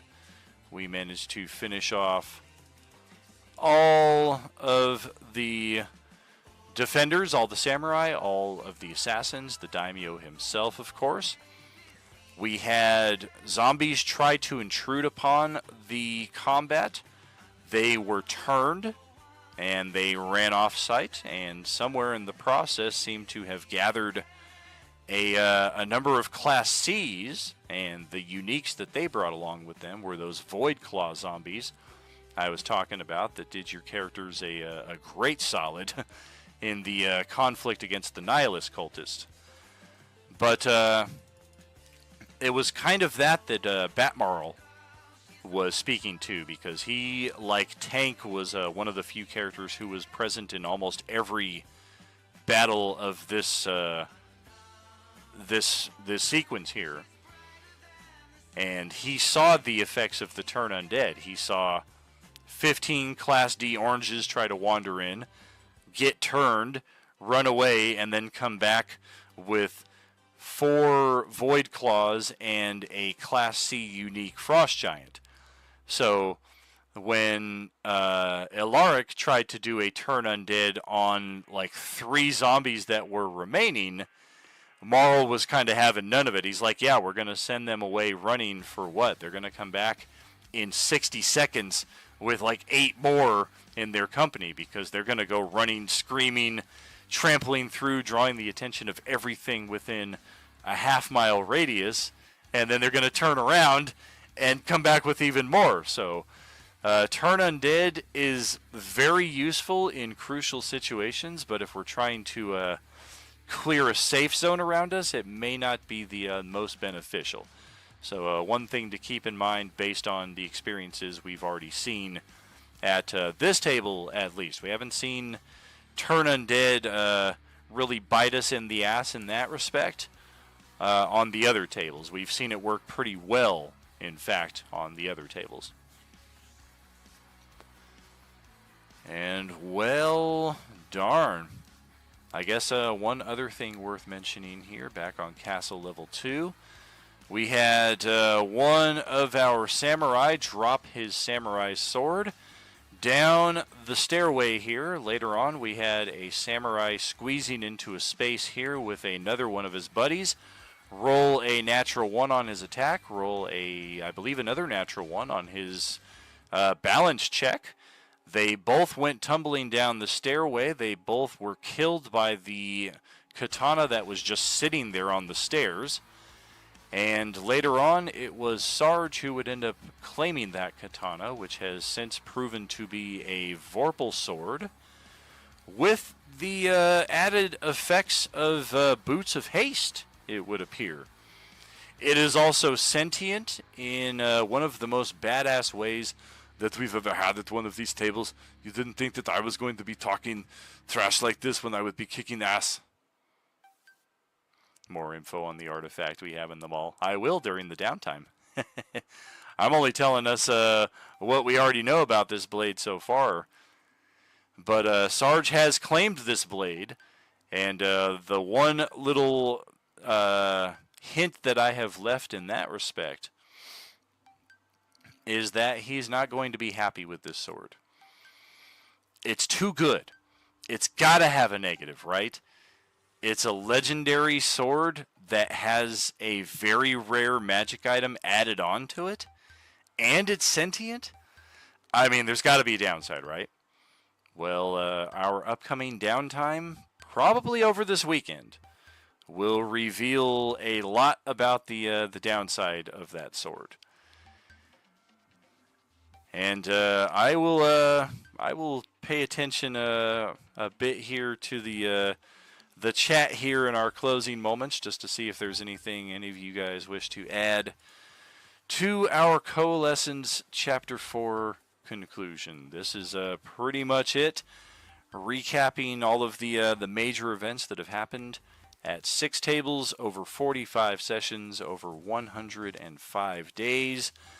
I am very much looking forward to a nice 5-week break here or so, which history's any indication, it's not going to be much of a break at all. I'm going to be doing a lot of prep work, a lot of organization. I definitely will need maps constructed for our Coalescence Chapter 5. J-Man is likewise going to be starting his campaign on the first week or second week of the new year. So be prepared for that one. We will have one more gaming stream every other week added to the schedule. Tuesday will always be a streaming day, essentially, just like Sunday is now. Will Monday ever find loot better than underwear? No. I just gave you guys a freaking radiant mine. Well, I guess you weren't there for it. Tuesday technically found the radiant mine. And I think it was J-Man who won the dice off as well, so he gets to decide what to do with it on the Tuesday table. But, yeah, I guess in that respect, no, you're not getting anything better than a Tangerine Speedo. Fresh drawers are important, fresh socks as well.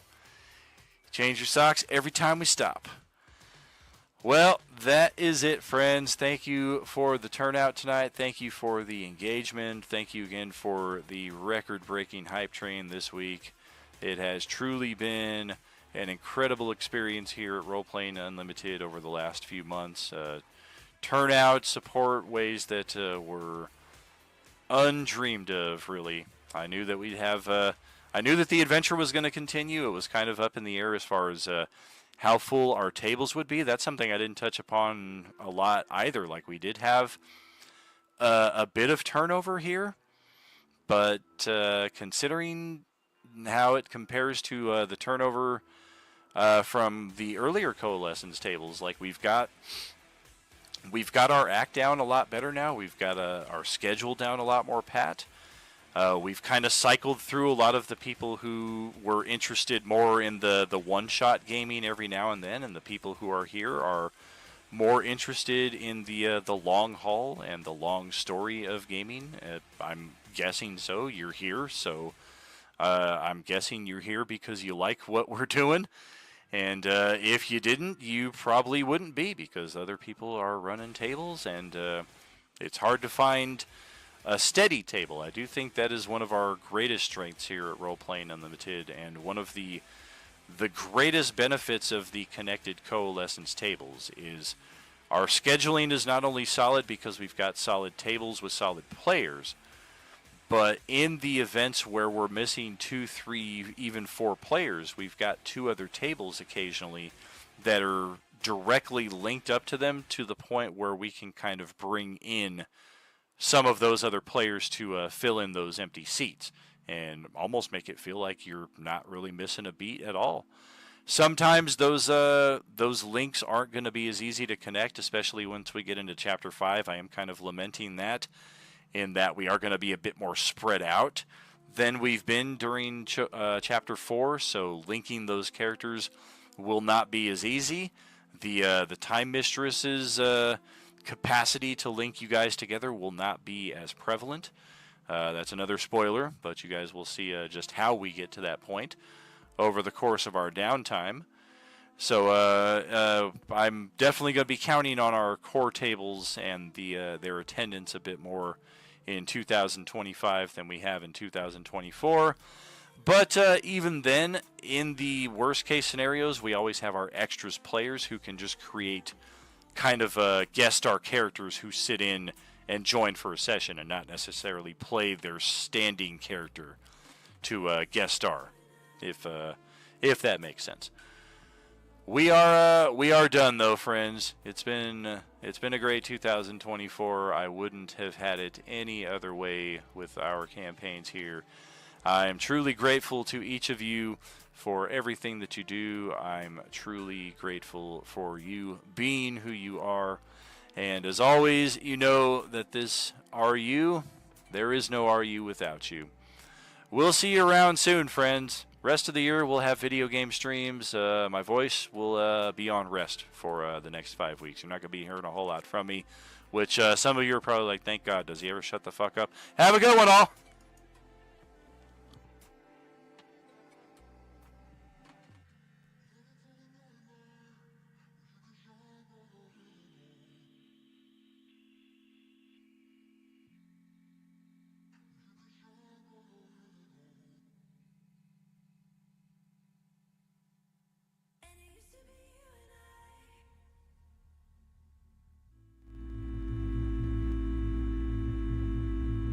used to be you and I.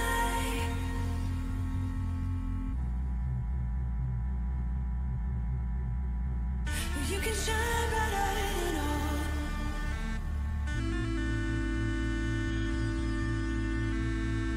You can shine brighter than all.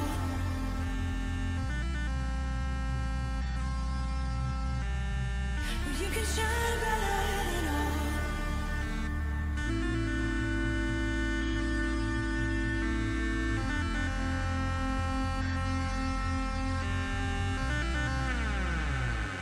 You can shine brighter than all.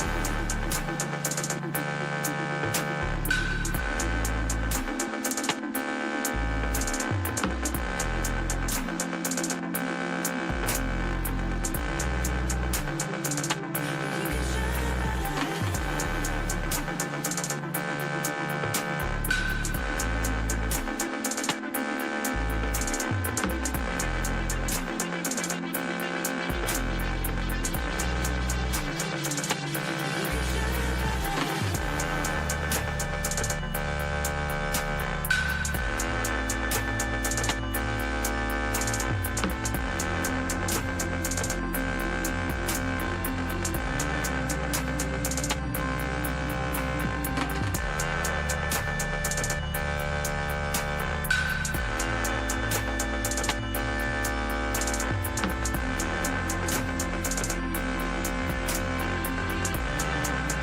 You can shine brighter than all. I heard you say you found the story all tucked away in the back of the room. Been lost for years, far away from the glory, in the midst of our day-to-day routine, in the corner of our minds. We're not in blue, we're not in mourning to raise the truth. It takes more than will. Among the things I like to do, craving is one for two, and the light of the day that passes on will somehow be gone.